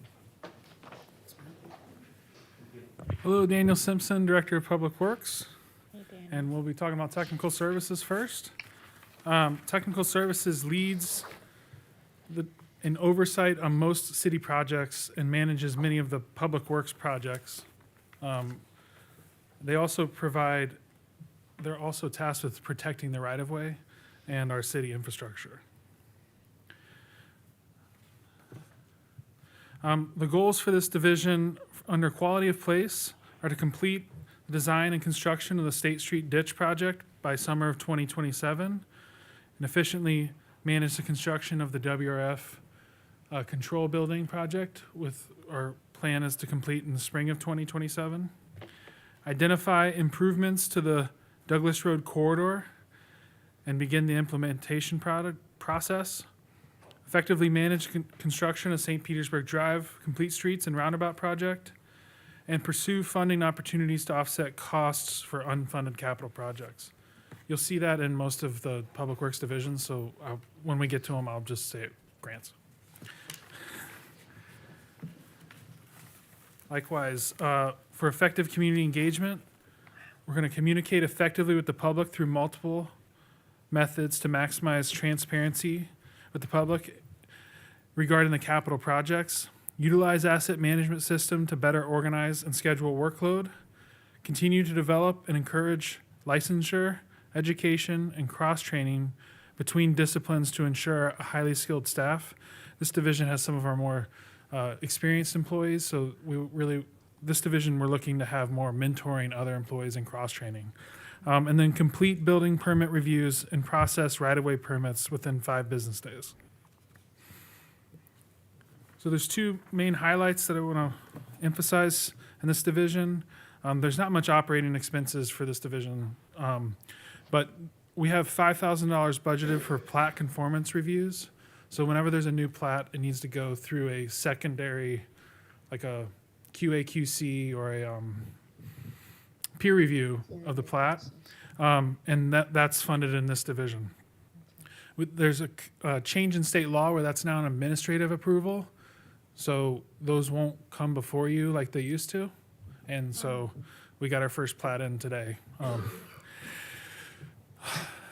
Not surprised. It was today the first day that you could do it? Well, July 1st was when the law went into effect, but this was the Alright. first actual submittal. And it's for the Nice. it's for Odeon. Yeah. For personnel changes, we've eliminated 2 positions and added 1. So engineering specialist and the administrative assistant, we have found that instead of needing more clerical, secretarial type work, we have a need for more advanced administrative type skills. And we really don't need as much help on the managing the projects, but more of managing grants and those types of things. So that's why the switch was made. Got it. Okay, next is the Streets Division. The Streets Division ensures safe and efficient travel by maintaining city roads, sidewalks, and rights-of-way. They remove debris, repair utility cuts, and maintain traffic control signs. They also prepare banners and signs for city events, provide maintenance of traffic for special events and repairs. This division's goals and objectives are under quality of place, keep the city-owned infrastructure in good condition and use asset management to stay organized, complete the sidewalk replacement and trip hazard elimination construction projects by the end of the fiscal year. Under effective community engagement, we're going to continue to communicate with the public and maximize public input and awareness. For fiscal responsibility, pursue grants, basically. Under efficient government operations, we're going to utilize asset management system to better organize and schedule workload, update standard operating procedures throughout the division, encourage progressive licensure, education, and cross-training between disciplines to ensure a highly skilled staff. And for public safety, identify ADA accessibility deficiencies and address within budget constraints. So one of the first highlights on this division is there's $400,000 is budgeted for street lighting electricity. So about 2/3 of their entire operating budget is devoted to maintaining the streetlights. So Additionally, we have traffic signals and CSX crossing maintenance at $47,000. And we've had increases in concrete budget in this division because of our increased production. One of the highlights I wanted to make with the capital, we have a thumb attachment for the excavator. That is basically so the excavator, it's a thumb, like it literally closes the bucket. And it's basically a way to have lesser skilled operators learn the machine quicker and be able to use it. Oh, well, you can put your application in. But you would have to resign. You just called, I'll wear the hard hat. he just called you lesser skilled. I don't know. Yeah. Well, we're always looking for good operators, okay? Don't So, hate. Don't hate. No, I'm not hating. No hate whatsoever. All right, next is the library.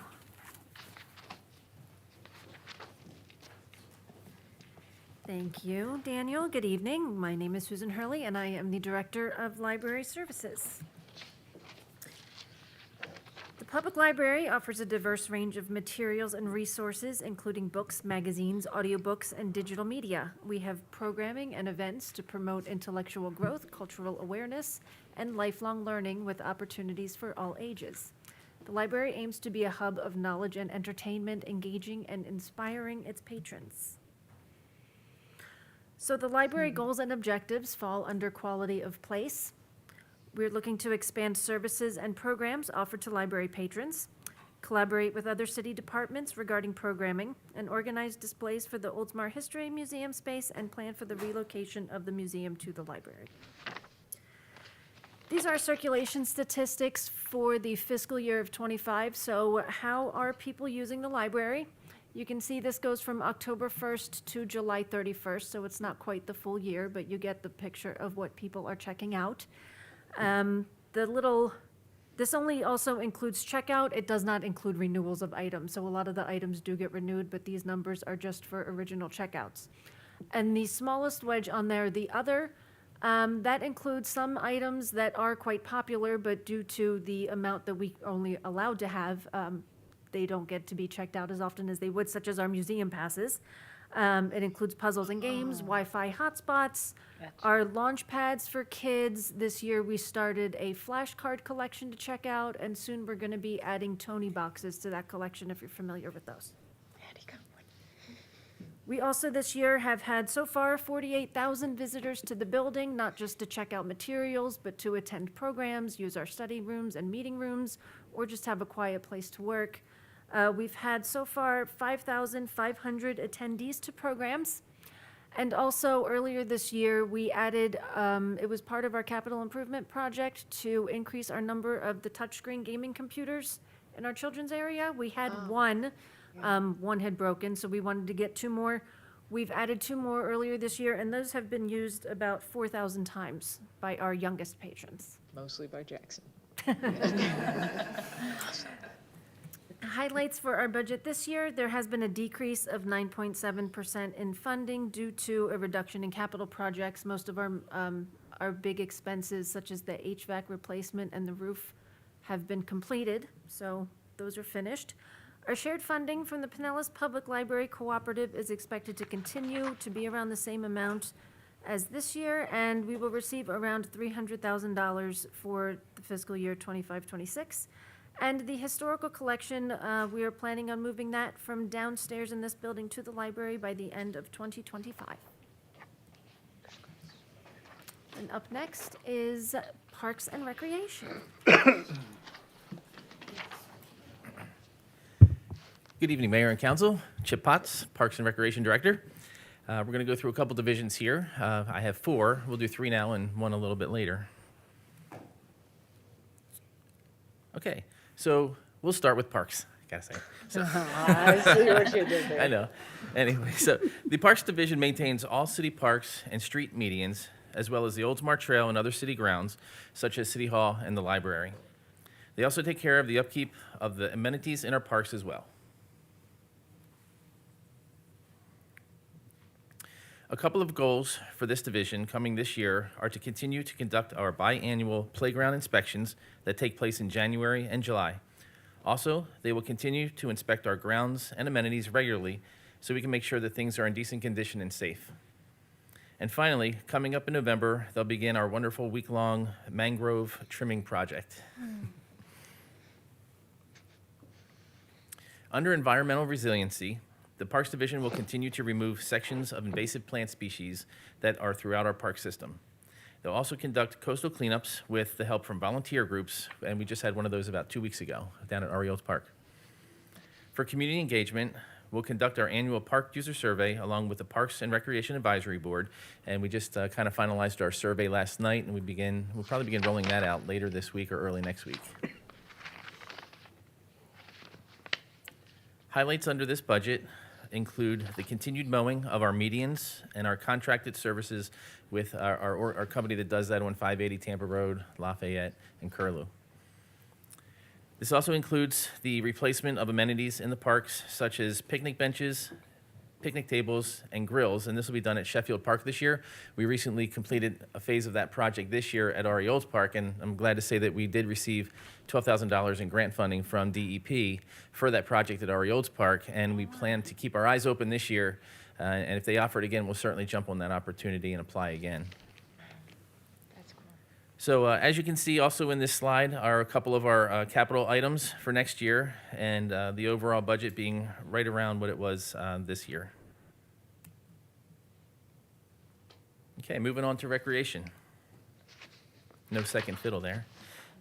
The Recreation Division provides programming and events for all ages that help build a sense of community and provide opportunities for people to relax, re-energize, and enjoy life.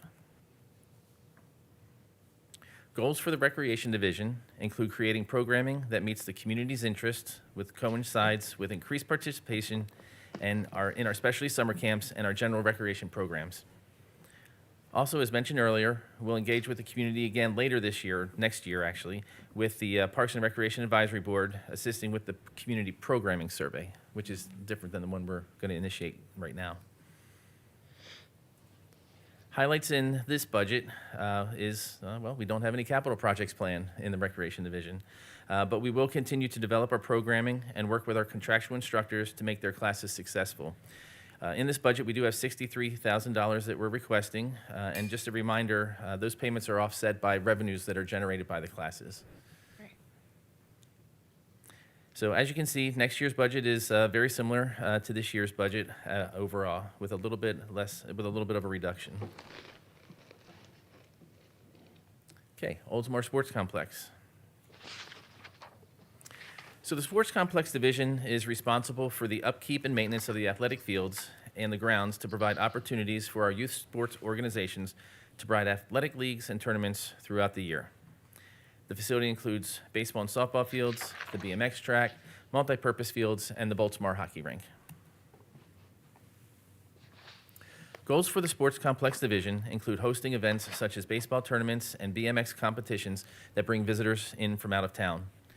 Another goal is to maintain the playing surfaces at a safe and high level in order to attract the types of tournaments that I just mentioned and for our local players. Additionally, in efficient governmental operations, like in the Parks Division, our goal is to provide training that's relevant and to our staff. Highlights in this year's proposed budget include include the continued hosting of our tournaments and BMX competitions, as well as you can see our capital requests that include the replacement of mowers and maintenance equipment for those fields. Again, as noted in another section of the budget that's upcoming is phase 2 of the retrofit lighting project out at the complex, which will do the remainder of the baseball fields and then also the multi-purpose fields, which will then complete that entire facility. So again, this year's budget is very similar to last year's budget with a little bit of a reduction overall.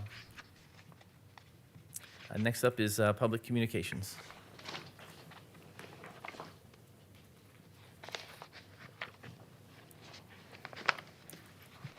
Hi. The Public Communications Division connects the city to stakeholders through media, partnerships, and public relations. This includes the triannual magazine, marketing, print collateral, branding, and other communication efforts, including the website, video, and social media management.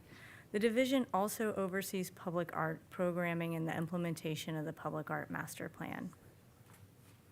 So some of the objectives that support council goal of quality of place are to continue paper publication of the magazine as a combined marketing tool for all departments, to apply for and receive continued accreditation from FMCA, Certificate of Excellence in Government Communications, continue award applications for city programs and initiatives, implement the Public Art Master Plan in coordination with the Public Art Advisory Board, develop art opportunities through the provision of public art and art exhibits, and assist with the development of the new historical collection that will be moved to the new space. Supporting community engagement, coordinate with stakeholders to communicate city initiatives and capital improvement projects through community engagement platforms. Expand the city's digital assets through photography, video, and other platforms. To support efficient governmental operations, expand outreach of marketing initiatives, streamline training for employees on branding policies and procedures. Some of the highlights of this divisions are there's the capital project. There was none in 2020 and 2025. The capital project was moved to 26. They're working on the maintenance plan to present to council, as we talked about at the capital improvement workshop. And then, so that's a $30,000 placeholder. And then this division houses the expense for the website at $7,600 a year. And then 8,000 copies of Tap of the Bay magazine published 3 times a year is about $25,000. So you can see that there's a very slight increase. Okay, information technology, Cindy? Okay, information technology. Okay, IT, they oversee the city's information technology and geographical information system functions for the city.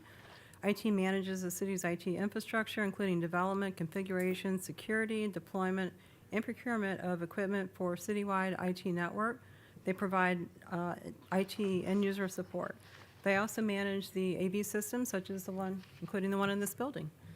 Geographical Information Systems manages the city's GIS functions, including database development, maintenance, and end-user support of ArcGIS Pro, mapping, and verification and GPS data collected by city and staff consultants. Here are 2 of our friendly IT professionals providing end-user support. You'll also see both of them running the AV system for all the council meetings, workshops, and then advisory board meetings. Wes is she doesn't like anybody to brag on her, but she's in the back. She's running the show tonight, and she does an excellent job. So, under efficient governmental operations, we plan to provide a secure, reliable, and robust IT network, support mobile and remote work environments by optimizing the use of smartphones, tablets, and other mobile devices. This is particularly important for the field staff, so they can do their work, access GIS records and everything from the field. We're going to support the increased use of cloud-based applications, manage the city's ArcGIS Pro software, update all the IT policies, procedures, and SOPs, and then monitor work order status of using the IT help desk system that was developed in-house by Wes. So.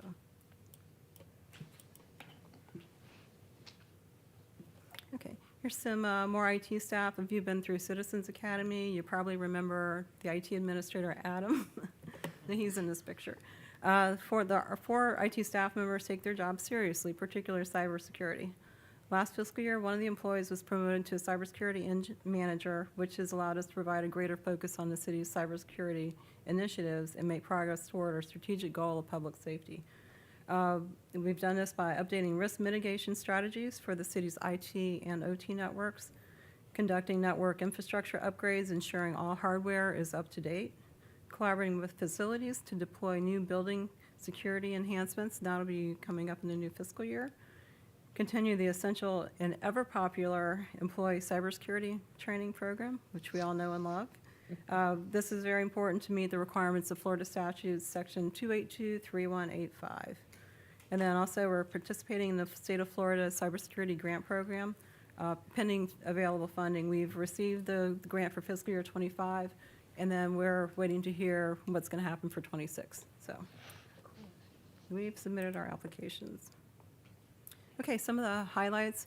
We do have increased budget requests for overall, oops, sorry. Yeah, overall, there is an increase. We have increased requests for professional services, about 150 to 115,000.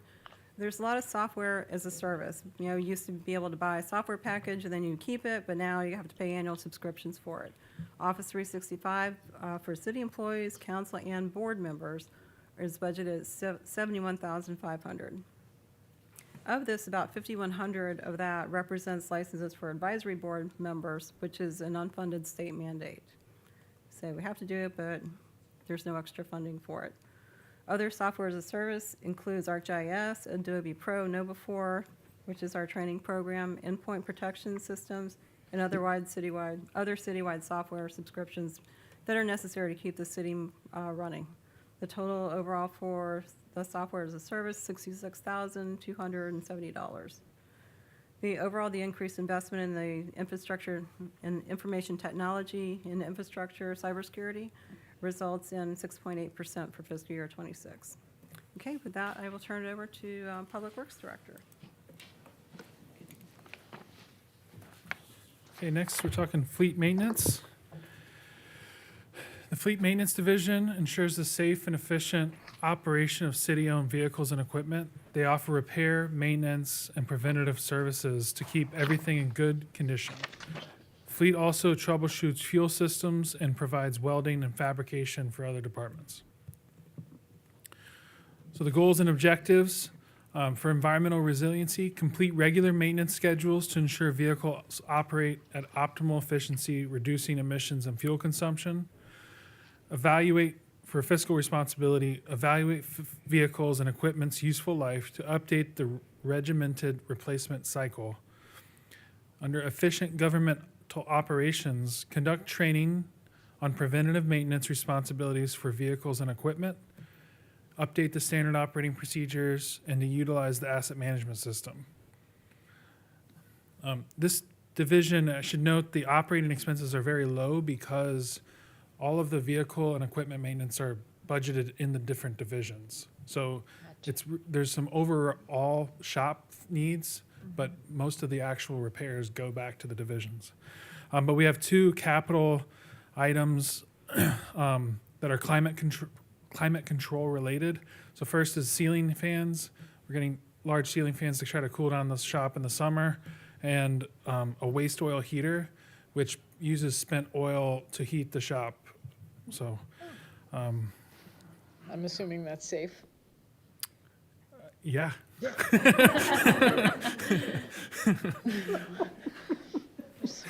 just sounds kind of suspect, but okay. We had one before, and it was great. So next, Chip's back up here for facilities. Hello again. Moving on to the fourth division under Parks and Recreation is the Facility Maintenance Division. So the Facility Maintenance Division is responsible for the upkeep and maintenance of all of our city facilities.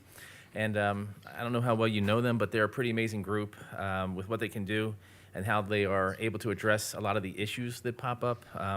And typically this results in a lot of cost savings for us without having to go out to contract on these things. So they are a pretty amazing group. A couple of the goals for the Facility Maintenance Division include the updating of the maintenance of building schedule and providing that to our directors, who then utilize that information when we go to the capital budgeting process. They are actually currently working on that right now.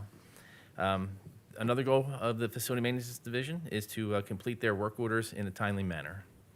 And additionally, we will have training for the staff as well.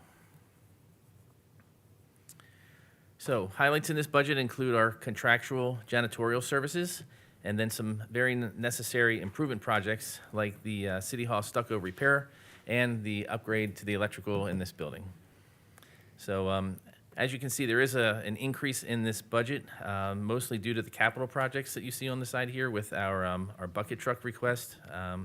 And then also with our, like I mentioned, our City Hall stucco repair project, as well as the replacement generator for City Hall. So Really need the stucco? Need the stucco. if we don't want water inside. Yeah, I guess. Judging from personal experience, yes, you want to We replace need the the stucco. stucco, Yeah, okay. you need the stucco. And who knows, hopefully we can come back lower than this, after, but who knows? Can't believe those guys could do that. All right, interfund transfers. Chip, you don't want that one? All right. Okay, interfund transfers. In fiscal year '26, we are budgeting transfers from the general fund to other funds totaling just over $2 million. The total annual debt service for the Harbor Palms construction loan is about $528,000 a year, with the general fund covering about $380,000 per year, and the remaining amount is reflected in the stormwater utility fund.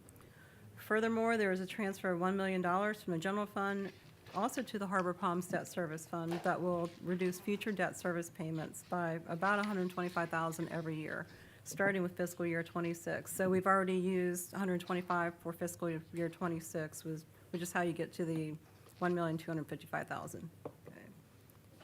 Okay, this will, again, this will help reduce the impact or the burden on the general fund through the maturity of the loan. And that money will sit in the fund and earn interest. So it'll continue to work for us. $750,000 will be transferred to the capital projects fund to help support future governmental capital projects. And as you mentioned earlier, the 1/10 of $1 million transfer to the Public Safety Impact Fund will be paused once again to help cover general fund escalating operating costs. Okay, contingency reserve. We have requested $146,000 to be set aside to provide funding for unforeseen emergencies and other exigencies. Council action is required to use these funds when necessary. In fiscal year '25, we use contingency reserve for emergency response to Hurricanes Helene and Milton, as well as larger than expected property insurance renewals. Okay, so we are at the end of the general fund. Before we move on, would you like to take a 15-minute break? Maybe just 5 minutes? Yeah.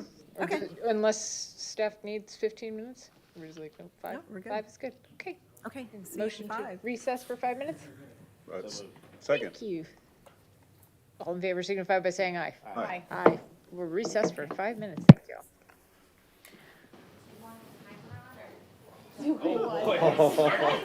What?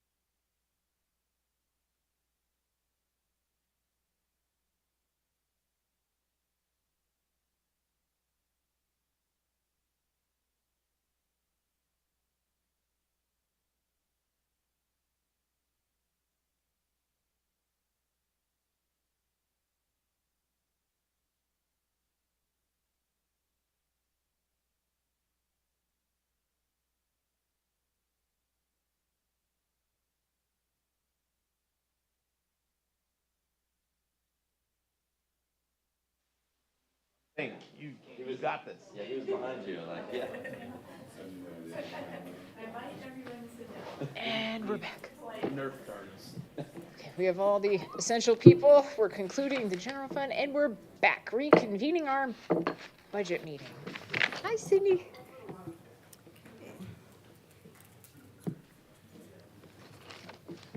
Okay, so now that we're all refreshed, we'll go ahead and dive back in with the rest of the governmental funds, starting with the special revenue funds.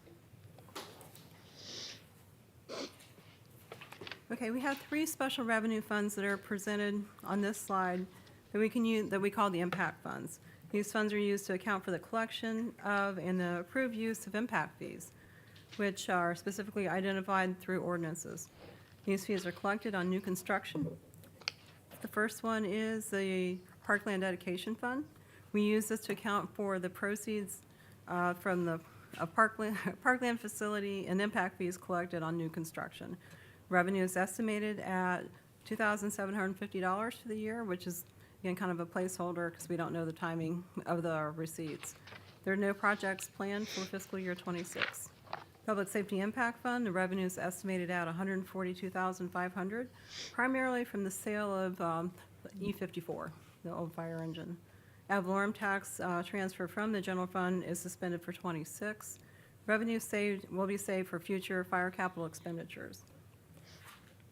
Multimodal Impact Fund, these funds are collected, this fund accounts for the collection of multimodal impact fees, again, collected on new construction. Revenue is estimated at $17,500. There are no new projects planned for fiscal year '26. The Multimodal Impact Fund, we collect the fees and then we send half of them to the county. So we keep half and then we send half of it to them. But the $17,500 is what we will retain, expect to retain. Okay, the other special revenue fund is the Community Redevelopment Agency. Okay, the Community Redevelopment Agency Fund. The goals are to continue the council's efforts to redevelopment the City Hall site, complete the St. Pete Drive project, evaluate other city-owned property in the CRA, evaluate and implement mobility improvements, continue grant programs for properties. This is a picture of a house just down the street that recently received a $1,000 paint-up fix-up grant. So that's a really nice program for the CRA. Okay, how are the community redevelopment agents, how is it supported? So it has very complex funding. First of all, there's the city tax increment funding, or TIF, which is the ad valorem revenue generated by the property within the CRA boundary. This is transferred from the city's general fund to the CRA. The county TIF revenue, the county pays the city from their general fund. There's multimodal impact fees that are collected on new development within the CRA boundary. These fees must be used for transportation-related activities. Unlike the other, the citywide multimodal impact fees, we can keep 100% of the multimodal impact fees collected within the CRA boundary. So we don't have to give half of that to the county. All revenues in this fund, including investment earnings, have restricted use and must be spent within the CRA boundary. These funds cannot be used to support city services such as public safety and the parks. The next 2 slides are excerpts directly from Chapter 163, Section 340 of the Florida statutes, so I'll just go ahead and read them. By definition, community redevelopment area means a slum area, a blighted area, or an area in which there is a shortage of housing that is affordable to residents of low or moderate income, including the elderly, or a coastal and tourist area that is deteriorating and economically distressed due to outdated building density patterns, inadequate transportation and parking facilities, faulty lot layout or inadequate street layout, or a combination thereof, which the governing body designates as appropriate for community redevelopment. Florida Statutes 163, 340. Okay, the purpose of a CRA, it directs investments for the elimination and prevention of prevention of the development or spread of slums and blight, or for the reduction or prevention of crime, or for the provision of affordable housing, whether for rent or for sale, to the residents of low or moderate income, including the elderly, and may include slum clearance and redevelopment in a community redevelopment area or rehabilitation and revitalization of coastal resort and tourist areas that are deteriorating and economically distressed, or rehabilitation or conservation in a community redevelopment area or any combination or part thereof in accordance with a community redevelopment plan, and may include the preparation of such a plan. Florida Statutes 163-340. Okay, the CRA Trust Fund was established in 1996 with a 30-year life ending in 2026. As of January 1st, 2025, the value of the property within the CRA boundary rose by 3.89% as compared to 3.8% citywide. The map to the right illustrates the CRA boundary, and it was prepared by our GIS division. Okay, how does the funding work? Primarily, it's funded through the TIF funding, the tax increment funding. There's a base year. The ad valorem tax is calculated on the taxable value of the property within the CRA boundary in the base year, which is 1996, and is retained in the general fund to support governmental services. So it's only the tax on, the tax generated from the base year in 1996 that the general fund keeps. The city redirects all other ad valorem taxes collected in the CRA over and above the base year amount to the special district, the CRA, instead of the general fund. The county redirects 95% of their portion of the general fund ad valorem taxes in the CRA over the base year amount to the special district instead of their general fund. The 95% depends on the level of slum and blight and was established in 1996. Okay, funding basics. Only the amount collected on taxable property values in the base year, 1996, in the CRA is directed to the city's general fund to support general government operations. The amount over and above the base year may not be used to support general government operations related to planning and carrying out the CRA redevelopment plan, including fire and EMS, emergency operations, law enforcement, legal services, parks and rec, planning and permitting, engineering, technical services, general maintenance, and administrative services. Funds diverted to the CRA can only be used for CRA-related activities as authorized by Florida statutes. Okay, funding basics. In 2025, CRA total municipal tax value is, that's of January 1st, 2025, is almost $138 million, which would generate approximately $530,000 and 95% in city tax revenues at 4.05 mils. The city's base year, 1996, taxable value is $16,876,400, equating to about $65,000 of ad valorem tax revenues that can be retained in the general fund and used both inside and outside the CRA. The county also diverts a portion of its ad valorem taxes on parcels within the CRA over and above the base year amount. In fiscal year 26, the CRA will receive $537,000 from the county. So 88% of the total city ad valorem tax revenue generated within the CRA boundary is diverted to the CRA fund. 12% of the city ad valorem tax can be used for general government services. This chart shows graphically how, over time, property values and taxes generated in the CRA have increased. At the beginning of the CRA in 1996, the base value was $16,876,400, resulting in $65,000 of ad valorem tax. This amount can be retained in the general fund to contribute to public safety, parks, etc. As the CRA property values grew over time, the increment tax or the amount over the base year was diverted to the CRA as required by the Florida statutes. At the conclusion of the CRA, the taxes levied on the full taxable value of the property will be retained in the general fund and will become available to help fund citywide government operations. The CRA will continue to provide or to receive ad valorem tax proceeds through from the city and the county through fiscal year 27, since taxes are assessed in the prior year. So any taxes assessed January 1st, 26, we'll still get, yeah. All the years are kind of running together. We got ACFR, we have the budget, and moving forward, so. Okay, so now that we have some background information on the CRA, we can dive into the proposed budget for fiscal year 26. The budget increases by 5.3% due to the timing of the capital projects and the related funding sources, in particular the St. Pete Drive project, which is being rebudgeted for fiscal year '26. The city TIF revenues total $465,000. Pinellas County TIF revenue is estimated at $537,000 and is subject to change depending on the millage rate set by the county. Appropriate reserve is 65% of the budget and will be used to fund the capital projects in the CRA, St. Pete Drive. Okay, on the expense sides, highlights include $50,000 for permit review services, $6,000 for auditing service, which is a statutory requirement, $20,000 for CRA fix-up grants, and then half of the CRA administrator's salary. Capital projects include a mobility study and, of course, St. Pete Drive. This brings the CRA's fiscal year budget to almost $3.2 million, a 5.3% increase over the prior year.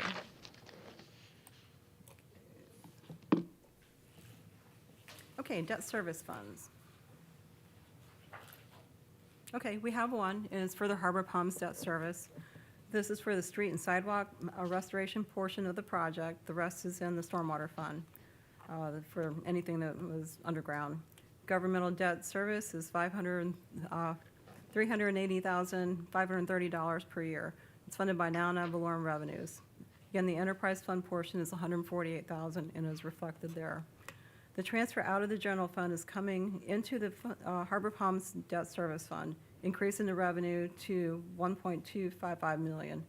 The land sale proceeds will stay in the fund reserve and be invested until it's needed to help offset the annual debt service payments. Okay, Capital Improvement Fund. Let's see, this is the last, but definitely the not least, governmental capital, or governmental fund. For the proposed fiscal year '26 budget. The Capital Improvement Fund is used to accumulate resources to fund the city's major capital projects. Most of these projects have very complex funding sources and may include the use of grants, penny for Pinellas, local option fuel taxes, and sometimes debt. The larger projects, such as the St. Pete Drive, may be budgeted in more than one fund. Major funding sources for fiscal year '26 proposed budget include local option fuel taxes. We have $185,000 budgeted, which is used for citywide street resurfacing programs. Penny for Pinellas, $2.1 million to be used for various infrastructure projects. $2 million in state and federal grant funding for St. Pete Drive, Complete Streets and Roundabout Project. $750,000 is a transfer from general fund, the land sale proceeds that will be saved in reserve. And $200,000 is expected for investment earnings. Okay, I will hand this over to Daniel Simpson, the Public Works Director, to go through the projects.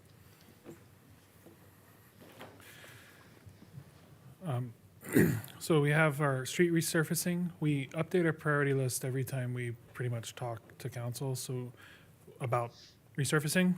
So we do it at the budget time and when we bring it to actually award the project. So our greatest resurfacing priority is Douglas Road, but we're waiting on our grants to move along with that project. East Lake Oaks is scheduled for this coming year, and then we have the others listed that are planned in future years. For sidewalk priorities, we have $85,000. It's really sidewalks, curbs, and ADA ramps.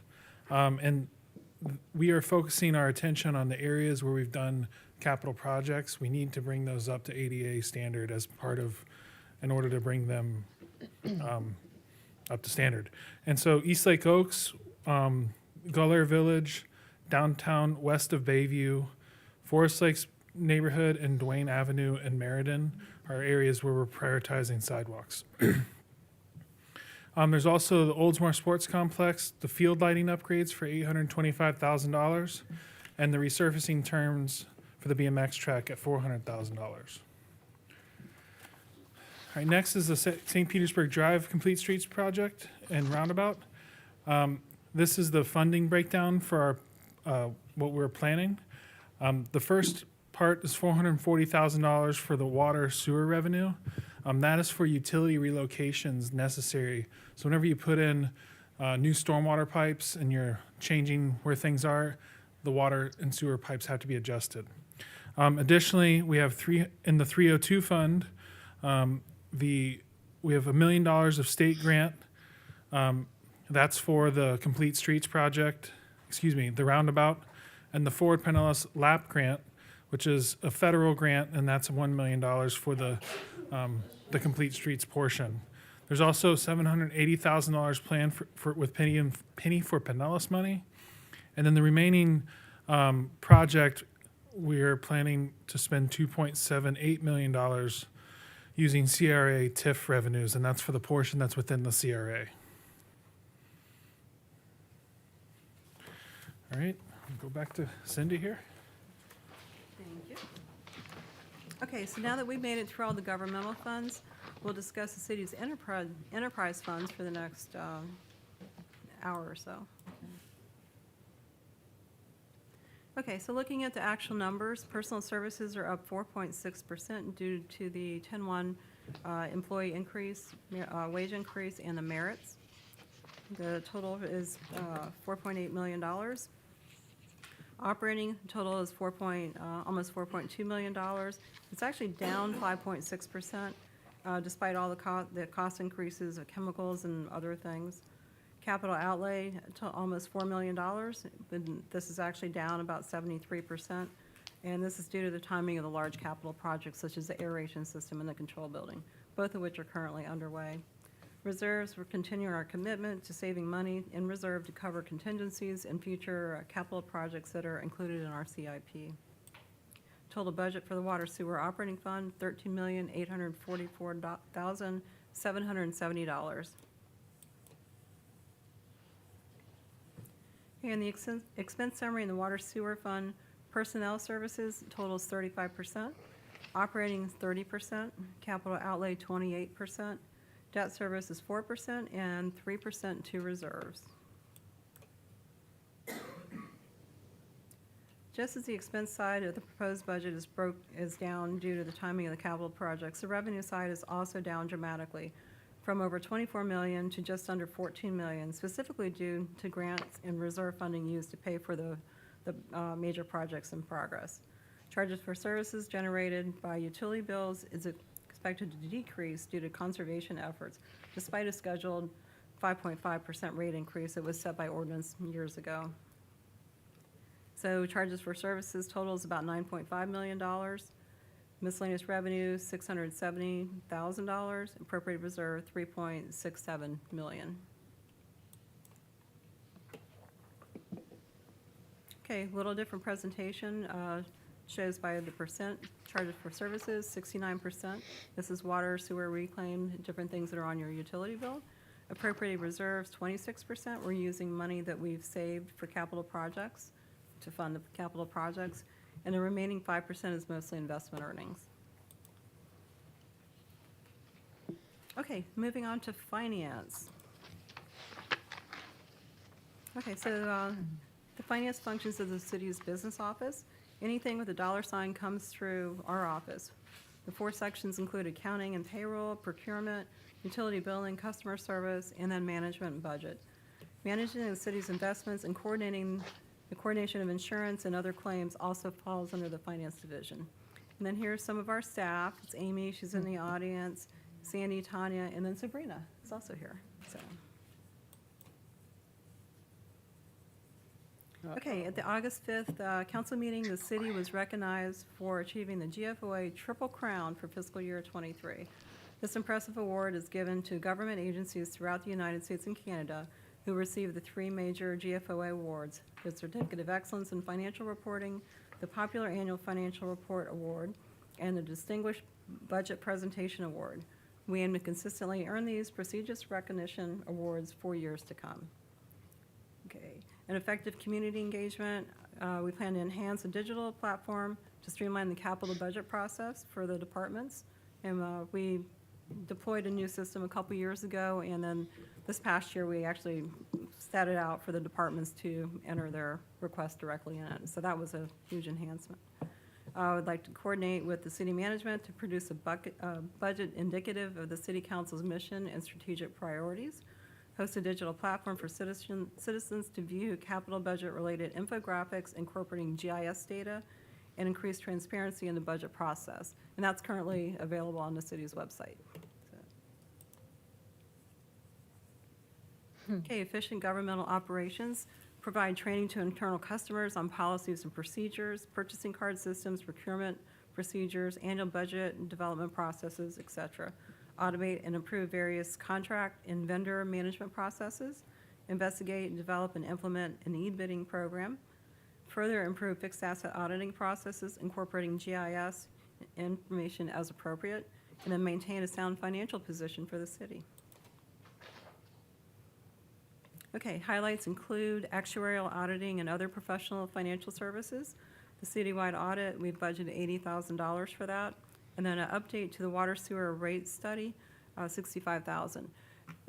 We put the current rate system in place prior to the unprecedented inflation. So we just want to get the study updated to make sure we have sufficient funding to meet the future capital needs of the system, make sure it stays sustainable.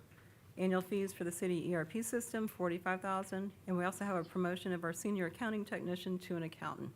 So that'll help support we have some key staff members retiring in the near future, so they're leaving big shoes to fill, so we're working on a lot of succession planning to keep everything moving. Total budget request for fiscal year '26 is $1.5 million. Okay, and then back to Daniel Simpson for Public Works. All right. Utilities maintenance. The Utilities Maintenance Division provides mechanical and electrical maintenance for the city's utilities, including lift stations, water treatment plants, and supply wells. They also support other divisions in emergency situations with electromechanical expertise for projects. The goals for this division are to manage the Gull Air lift station rehabilitation, participate in daily inspection of the WRF control building construction project, inspect all 27 lift stations monthly, complete annual preventative maintenance, inspection, and infrastructure improvements as planned in the CIP to ensure city services are available. For effective communication, they'll continue to participate in educational campaigns. For efficient governmental operations, update the standard operating procedures, utilize asset management and other software tools, and encourage training to ensure a highly skilled staff. So the highlights for this budget, we have lift station electricity at $35,000. That's a 29.6% increase. And the maintenance of pump stations at $44,000 is one of the larger line items that provides service to pumps, level transducers, and grease disposal, which, while I'm on the subject, please don't put grease down your drain. Okay, next is the Distribution Collection Division. This division maintains all water, sewer, and reclaimed water distribution piping, valves, and fire hydrants while ensuring regulatory compliance. They also maintain and read all utility meters. The goals for this division: for effective community engagement, develop and participate in educational campaigns, communicate effectively with the public so that everyone knows what's going on our projects, update the standard operating procedures, encourage progressive licensure, utilize the new asset management software, inspect 10% of all meters for cross-connection control monthly, and complete 10% of backflow testing monthly, which those are both regulatory requirements. Under quality of place, continue the meter replacement project, which after this past fiscal year will be completed. We will have completed 4,200 of the 6,200, so about 70% complete. We'll continue converting. Complete annual sewer line maintenance. For environmental resiliency, complete annual preventive maintenance, conduct annual collection system inspections, and support and implement infrastructure improvements as planned in the CIP. Under fiscal responsibility, pursue funding opportunities to offset costs for capital projects. In this division, there's $23,000 in gasoline budgeted. This division is where the capital projects manager sits, And that was added in fiscal year 24-25, but some of the operating costs that go along with that are now added into the budget. And then our new asset management software annual subscription is $40,000. All right. Our next division is the water reclamation facility. The water reclamation facility provides advanced wastewater treatment for 15,000 residences and businesses to produce high-quality reclaimed water for the approximate 1,900 reclaimed water customers, manage the reclaimed water aquifer storage and recovery, or the ASR well, meet or exceed all state and federal environmental regulatory requirements. For the quality of place goal, incorporate the findings and recommendations of the WRF master plan into future capital budget requests for future resiliency improvements and expansions. Provide technical support and operational assistance during the construction of the WRF control building. Under environmental resiliency, continue to optimize operations. Manage the facility and systems in a manner that minimizes discharge to Tampa Bay. And to be clear, that's highly treated wastewater, not like sewage. We want to eliminate that. Conduct assessment and improvement to back generator to add additional processes to back up power for continuity of operations. So during the last hurricanes, we found that we kind of had basically the pumps for the wastewater plant were like the minimum necessary to make wastewater, where we want full resiliency, like full power backup. Because it turns out a lot of times when the power goes out, it's during hurricanes, when we have the maximum flow. Under effective community engagement, we communicate effectively with the public through multiple methods and participate in educational campaigns.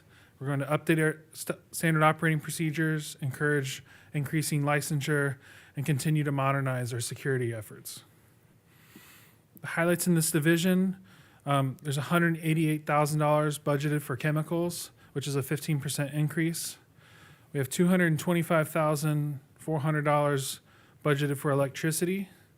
The maintenance of plant is $136,000, which is an 8% increase. This is due to increases in materials and equipment and repair costs. We are expecting the wastewater master plan to be completed early fall 2025. We're expecting the draft this month. And then another update is the sludge disposal, as we mentioned earlier, has increased from $59.13 per ton to $89.50 per ton, which is a 51% increase. But overall, the operating's fairly steady. Okay, just an update for the control building. This project was awarded in August of 2024. The contract completion date is in September 2026. The bid amount was $6,930,000 for construction, and the construction oversight is $600,000 for a total project cost of $7,530,000. The state grant covers $2.15 million of that project, and the remaining $5,380,000 is funded in the water sewer operating fund. And the building's coming along if you see it. Okay, the RO water treatment plant. This division provides high-quality, safe, potable water and reliable fire protection to the city while meeting or exceeding all state, federal, agency, environmental, and drinking water standards. So for the goals for this division under quality of place, complete the raw water well rehabilitation project, continue to implement the 2023 water supply plan recommendations and update cost estimates, begin the raw water well pump maintenance project to ensure well motors and pumps are operating at peak efficiency and capacity. And so far, we've completed one well, and the results have been very successful in terms of increasing the capacity. So we're excited about that. For environmental resiliency, we implement the infrastructure improvements in the well field and continue to optimize operations. We're going to continue to participate in educational campaigns to the public and communicate through multiple methods. Develop and make the publicly available the annual consumer confidence report, which is available online right now, and communicate the status of service line material identification annually per the lead service line regulation. For fiscal responsibility, we'll continue to pursue grants. And for efficient governmental operations, update standard operating procedures, encourage progressive licensure, utilize our asset management system, and continue to modernize our security efforts. So in the reverse osmosis plant, we spend $302,400 for electricity, $471,000 in chemicals, which is a 12% increase. Engineering services, we budget $162,000, which that is for SCADA upgrades, and it also covers, we have well field environmental monitoring that must be done. We eliminated the operator position as discussed earlier. We were really overstaffed due to really the security concerns. But once we've been able to make those changes, we are able to go back to the staffing that was before that those concerns came up. The ATV that's budgeted for $20,000 is used to access hard to reach wells. They're basically in the woods. And so that's that division. Next is environmental management. Purpose of the Environmental Management Division is to support environmental compliance, lead the city of Oldsmar in a more sustainable direction, and to integrate sustainable and resilient concepts into the culture and structure of the city government.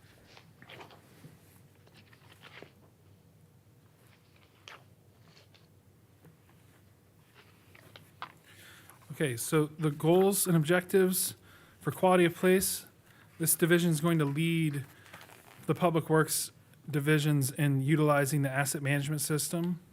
They will update the GIS mapping and asset management software, coordinate and record the inspection, maintenance, and reporting in all city fuel systems. For environmental resiliency, manage the local limits assessment to be submitted to FDP by fall of 2026. Lead the integration of sustainable and resilient values into the culture and infrastructure of the city and community.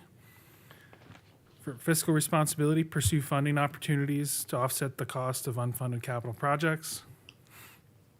For effective community engagement, develop and participate in educational campaigns regarding how utility services are provided. They support the development of the Consumer Confidence Report. They provide community outreach and education on several different topics. For efficient governmental operations, implement and train staff on the new asset management software, update their standard operating procedures, encourage division training on the regulatory changes and technology.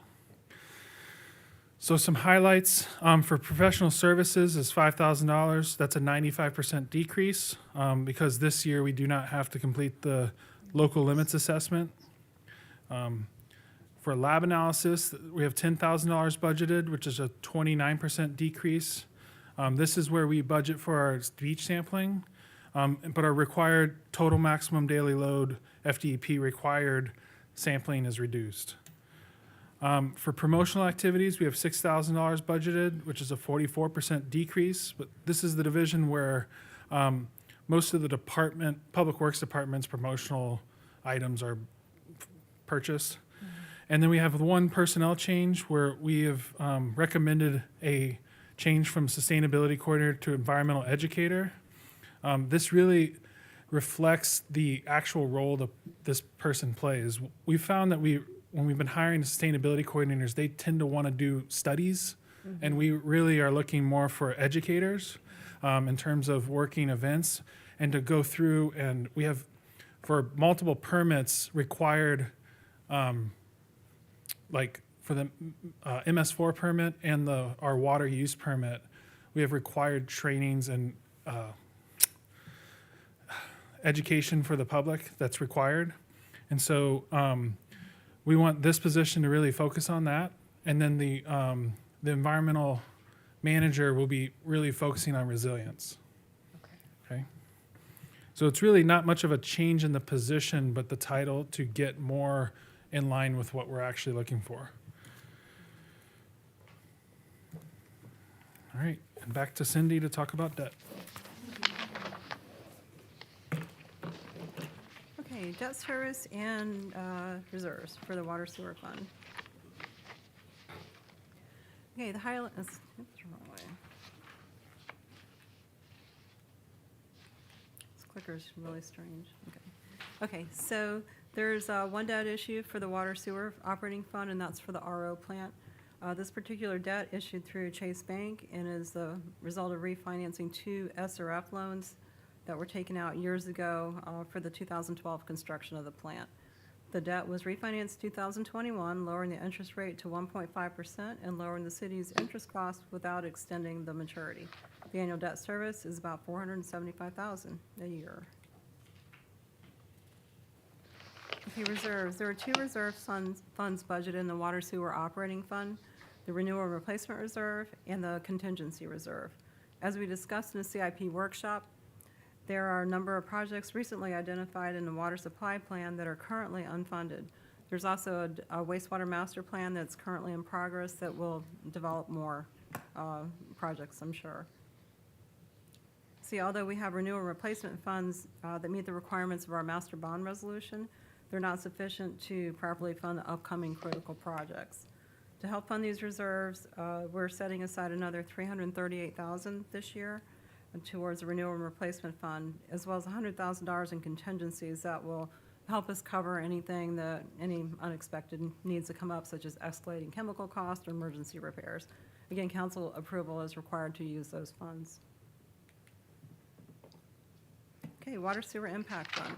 This is another one of the impact funds, but it's specifically for the water sewer system, for water and sewer. There's different fees.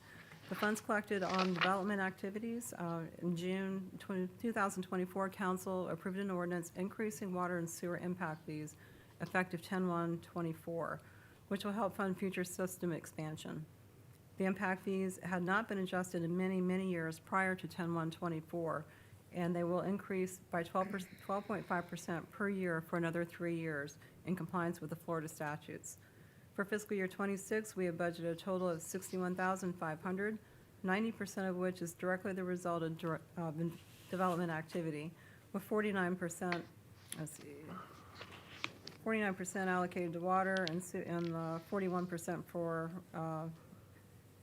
49% for sewer, 41% for water improvements. The remaining 10% is estimated investment earnings. We don't have any use for this. We're not using this money in fiscal year 26, but we do have some projects identified in future years for capacity expansion. Okay, Stormwater Utility Fund. Good news, this is the second to the last fund. The Stormwater Utility Fund provides for the maintenance and capital needs of the city's stormwater system. The proposed fiscal year 26 stormwater utility revenue includes a $3 per equivalent residential unit increase, or ERU, which will be submitted for council consideration on September 10th. This fee increase is necessary to help meet the growing capital needs of the city's stormwater utility system and is in line with our neighboring municipalities. There are 2 grants budgeted, a federal grant for $1.6 million and a state grant, we're budgeting $850,000. The state grant we've already started to use, submit for reimbursement request. It's a $1 million grant, but we have $850 we're going to plan to receive next year. Both grants are related to the construction of the State Street culvert. Construction is expected to begin in fiscal year 26 and will be funded by a combination of state and federal grant funding, as well as some city funding from the stormwater fee revenue. I do want to note that this, okay, so that was about the using the money already doing the reimbursement request. Total budget for the stormwater fund is just over $5 million. Okay, in fiscal year 26, 45% of fund revenues will come from commercial and residential stormwater utility fees collected through utility billing. The fees cover maintenance costs for the citywide stormwater system and capital needs that are not funded through grant or other funding. 49% will come from state and federal grants, funding for the State Street Culvert Project. The rest will be investment earnings and appropriated reserve. Okay, the expense summary. Personnel services for the Stormwater Fund, we have proposed $533,000 for next year. Operating, almost $332,000 for next year. Capital outlay, $3.46 million, which is mostly the State Street culvert. Debt service, $147,820, and that is for the stormwater piece of the Harbor Palms debt. Reserves and transfers, $592,500. Total budget, just over $5 million. Of the $5 million budget, 68% is capital, 10% is personnel services, and 7% operating, setting aside 12% for capital and operating reserves and 3% for debt service on the Harbor Palms debt. Okay, I will now hand it over to Daniel Simpson to go through the expense side. Okay, so Stormwater Utility Division provides excellent service to the city's stormwater management facilities and its customers, and ensures environmental stewardship of our natural water bodies. In accordance with the city's land development code, the city ensures maintenance of all city-owned ditches, culverts, pipes, swales, ponds, and structures. The stormwater goals and objectives, for quality of place, prioritize projects and implement the stormwater master plan. Inspect 20% of all stormwater infrastructure and resolve deficiencies within 1 year. That's a regulatory requirement that has increased. Environmental resiliency, utilize asset management software to collect MS4 data and schedule the work and track maintenance. Communicate effectively with the public. Analyze stormwater utility rates to determine if funding is sufficient for future projects and operations. So this is kind of forward-looking. It's the last part of our stormwater master plan is to look at the money aspect. And we plan to be bringing scenarios with options for you. Pursue funding opportunities to offset the cost of proposed capital improvements. Update our standard operating procedures. Utilize our asset management system. And refine the maintenance responsibilities to maximize our level of service for city facilities. So for the highlights, there's $28,910 funded for Pinellas County data collection for the MS4. So most of our data is collected by Pinellas County for our permit. For other contractual services, there's $73,250. Some of the highlights under that are $36,000 is budgeted for aquatic weed control and $30,000 for street sweeping. And there's $5,000 for emergency tree removal. And again, the final stormwater master plan is expected in fall of 2025.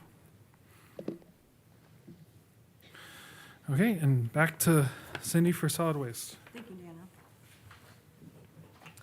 Okay, so great news this time. This is the last fund that we'll discuss tonight.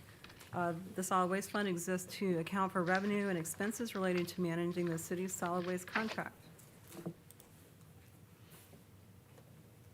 The total budget for the solid waste fund equals about $3.6 million. Of that, $1.1 million represents residential fees collected through your utility bill, while the rest of the charges for services is derived from commercial customers for roll-offs, front-load dumpsters, and then commercial cans where allowed. The intergovernmental revenue represents a grant that we received from Pinellas County, and it's used to offset some of the recycling costs. The $2.833 million budgeted for fiscal year 25, current year, other financial assistance represents the advance payment we received from FEMA for the debris hauling from the hurricane cleanup last fall. You will see a corresponding spike in fiscal year 25 on the expense side as well for what we paid for the contract. A rate increase has been requested for commercial solid waste fees effective 10/1/25. This is the first increase in many, many years. A favorable contract with the current hauler, at the time it was Orion, and then it became Coastal, allowed us to keep the use rate stabilization funds, to keep the fees low for the commercial customers. But, you know, as we've gone forward, there's been rate increases on the contract, so now it's time we need to address it moving forward. The Coastal's contract ends September 30th, 26. We can extend it for five-year renewal periods, but we're not sure what the pricing is going to come in at. So we need to make sure we have a good financial footing in the solid waste fund. So, Yeah, I was definitely gonna ask about that, because I remember when we had to negotiate the contract the last time, we ended up switching from Republic to Coastal, but the climate in solid waste and recycling was very, we were very pleasantly surprised when our yes. the results came in. I was Yeah, it was a wondering if we favorable can contract. expect a similar climate next year, or if that has cooled off at all.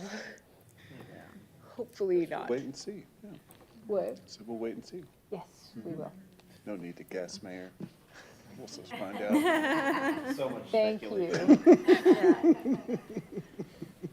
Okay, so as expected, 96% of the revenue in this fund is derived from charges for services through utility billing. And then it represents both residential and commercial charges. The intergovernmental, again, is a county grant we receive every year, and we use it to offset recycling costs. Once again, we've requested the rate increase, and we'll talk more about that on September 10th. The residential fees will not increase. It will remain $20 per month, so just want to make sure that's out there.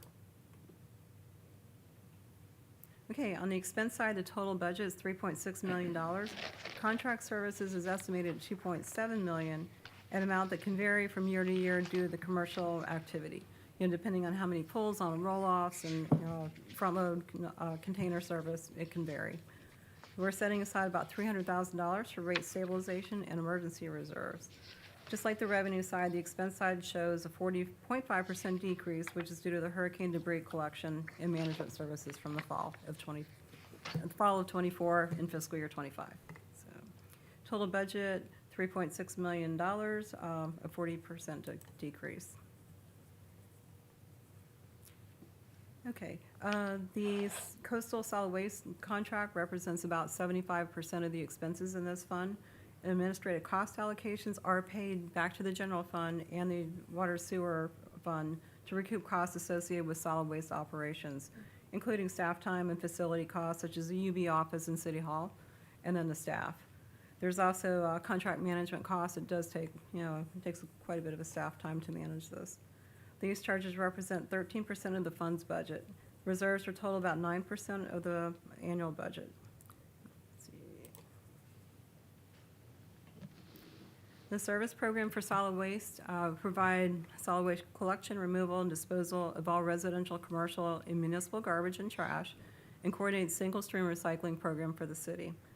The fifth and final year, fifth year of a 5-year contract, rate increases for commercial customers will be necessary for 26.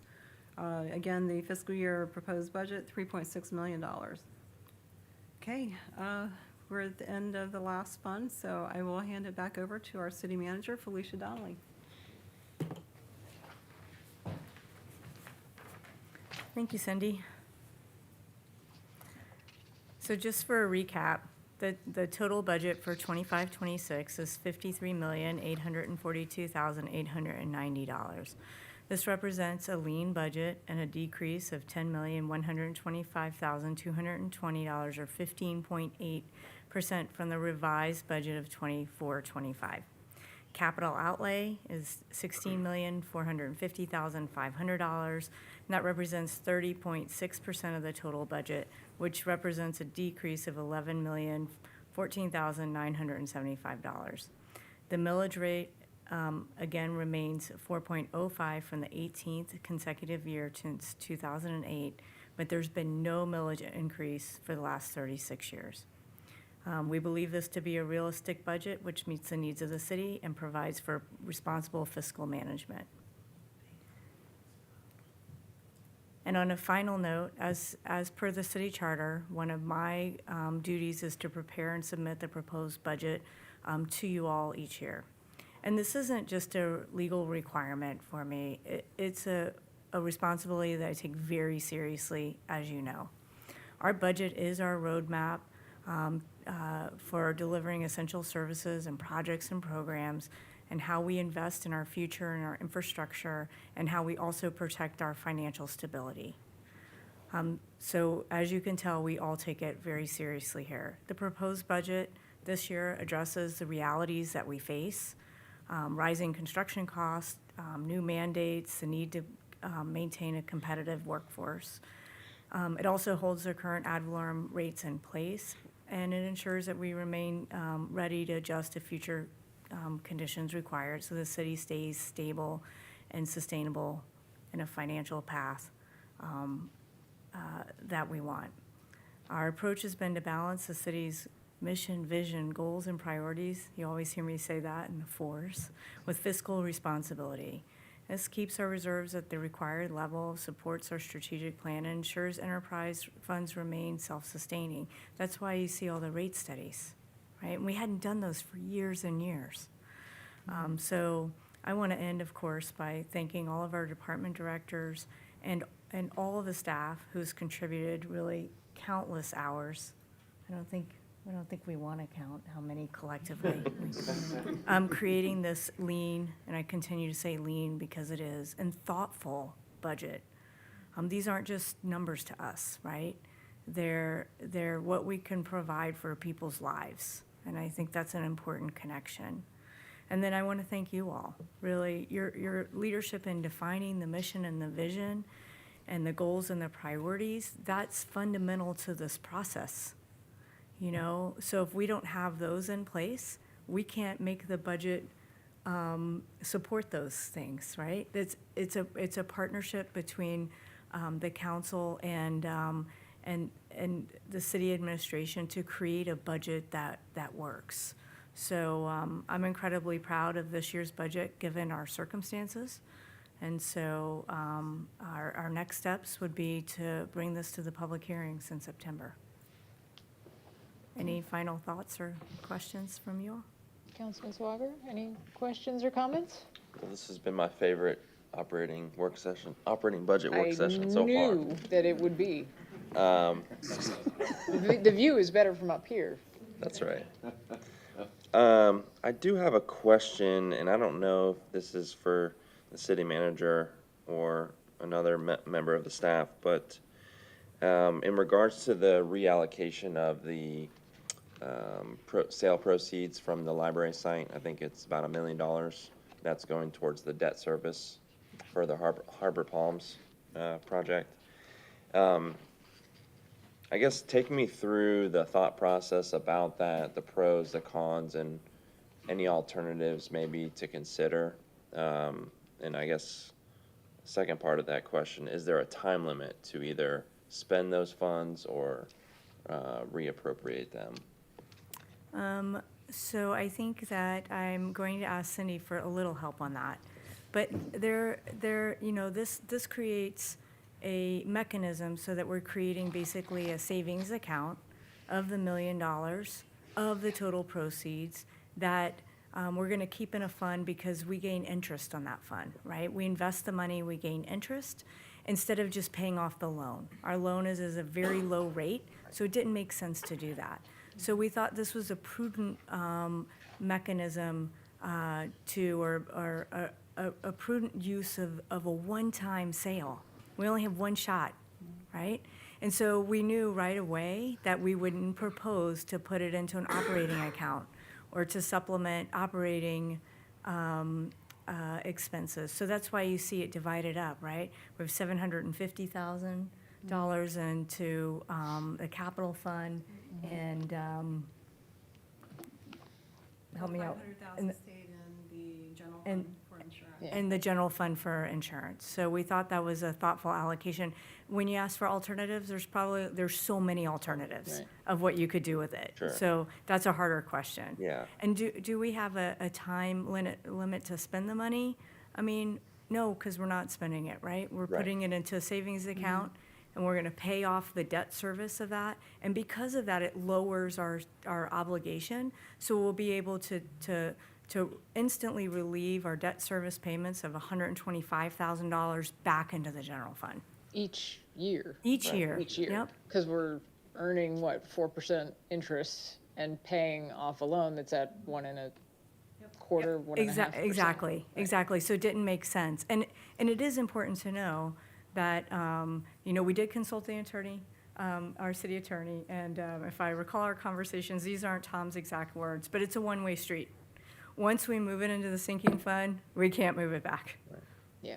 I guess that was my question on the time limit to spend is, I guess, transfer. Yeah, we want to go ahead and account for the money that we've received. Okay. So that was a very good question. I'm glad you asked it. Thank you. Cindy, did I mess up the answer? Okay, thank you. Any other questions or comments? Thank you. Councilman Knapp, any questions No or comments? questions, just thanks to everybody for all the hard work you do year in and year out. Okay. It shows. Councilmember Tedeschi? Yeah, just thank yous to all the staff. I know you guys stay here late. You're taking time away from your families to come and present this. And I appreciate it as somebody who's new to this. And there's a lot of numbers in this. And so all of the extra tidbits and the little personality you put in it, starts and parks, the joke keeps me awake. But I truly appreciate all the time and effort because this is not an easy job. So you're making it easier for me and I appreciate it. Thank you. Vice Mayor? Someone who's not new to this, I got 35 to 40 minutes worth of questions. You guys love staying late. No, thank you all very much. That's all I had, man. Was someone who doesn't like to wait and see. What I was trying to say I was, personally really of course, we would all like the appreciate climate to be the same it was 5 years ago. I but just we want to don't know if it's going to be like a nuclear situation or not. It was really bad I hope last not, time. but I was just like, we could stand and be like, They man, I were really throwing hope the this happens. recyclables in the trash. Well, it's like, I really hope my daughter's fever went down. I have to wait and see if it's gonna. As I was saying, as someone who appreciates planning, I really liked the new tables on pages 32 and 33, which were the long-range planning for the general fund and for water and sewer. And there we go. See, I recognize that it's new. And I appreciate that because it really reflects, and I wanted to double check because technically our priority says determine future infrastructure needs through master planning, but gosh, it seemed like this budget was more like determine future spending needs through master planning. Because overall, I see a lot more proactivity by all the department heads, like, we're going to be looking at how much we charge for camps and how much we charge for rec programs. We're going to be looking at, because of inflation, let's look at those water and sewer rates again. Let's do that, payroll study. I'm saying it wrong, but you know what I mean. Do the payroll study, make sure we're competitive because they're really comparatively, there's smaller expenditures along the way so that we make sure we're not shortchanging ourselves in a big way and find out a decade later, because that was really sad with water and sewer. And I'm really glad we caught up on that. I'm not afraid to continuously do that every 2-3 years. I think it's a lot easier to check and make sure that we're competitive as opposed to, let's do that study again. I know people don't always like studies. I can hear Jerry saying it right now. I don't want another study. But you know what? That gives the council the confidence to make the decisions in support of what we need to do as a city, right? Because you guys have the expertise and you have the wherewithal to let us know, hey, this is not competitive. We're not, recouping our costs. I appreciate the honesty. We don't need this particular position. We need to, downgrade this one, upgrade that one to reflect what the person is doing or to reflect what someone should be doing in that position. I have about 5 or 6 Post-its of questions. Vice Mayor will be glad to know Stop staring at that me. they were generally answered in an anticipatory way, which I appreciate. I know we have some big question marks out there with fire rescue, legislative question marks, as far as, Doge and all that stuff goes, but I feel that the level of transparency that you all provide in your departments, yes, I see you over there, Tatiana, as well, puts us in a really fantastic position, because this document truly is award-winning. All of your departments actually are literally award-winning. So I don't think we can ask for much more up here. We can just say, thank you so much for everything that you do, and for, for me personally, seeing, pictures in that presentation of the Kaiser. Remember when we purchased the Kaiser when Al was city manager years ago? And now there it is in the pictures, in our, our history, cleaning out ditches. We have come so far as in an incredible way in just the past, 6.5 years that I've been here. And it's been such a great journey to see all of you continue to excel in your jobs, and to watch the city continue to grow and constantly manage somehow to do more with the same amount, or just a little bit more from ad valorem. So thank you all for an incredible presentation tonight. We appreciate you all being here, staying here late, and listening to me talk for an additional 3 minutes. With that, I don't have any other comments or questions. I look forward to seeing you guys all at the public hearing, because I know you're going to come in September. Any other comments, questions? Thank you all so much. Very well done. Very well done. I need a motion to adjourn, please. I'll move. Second. Thank you. This does not require a vote. We are adjourned. Thank you all.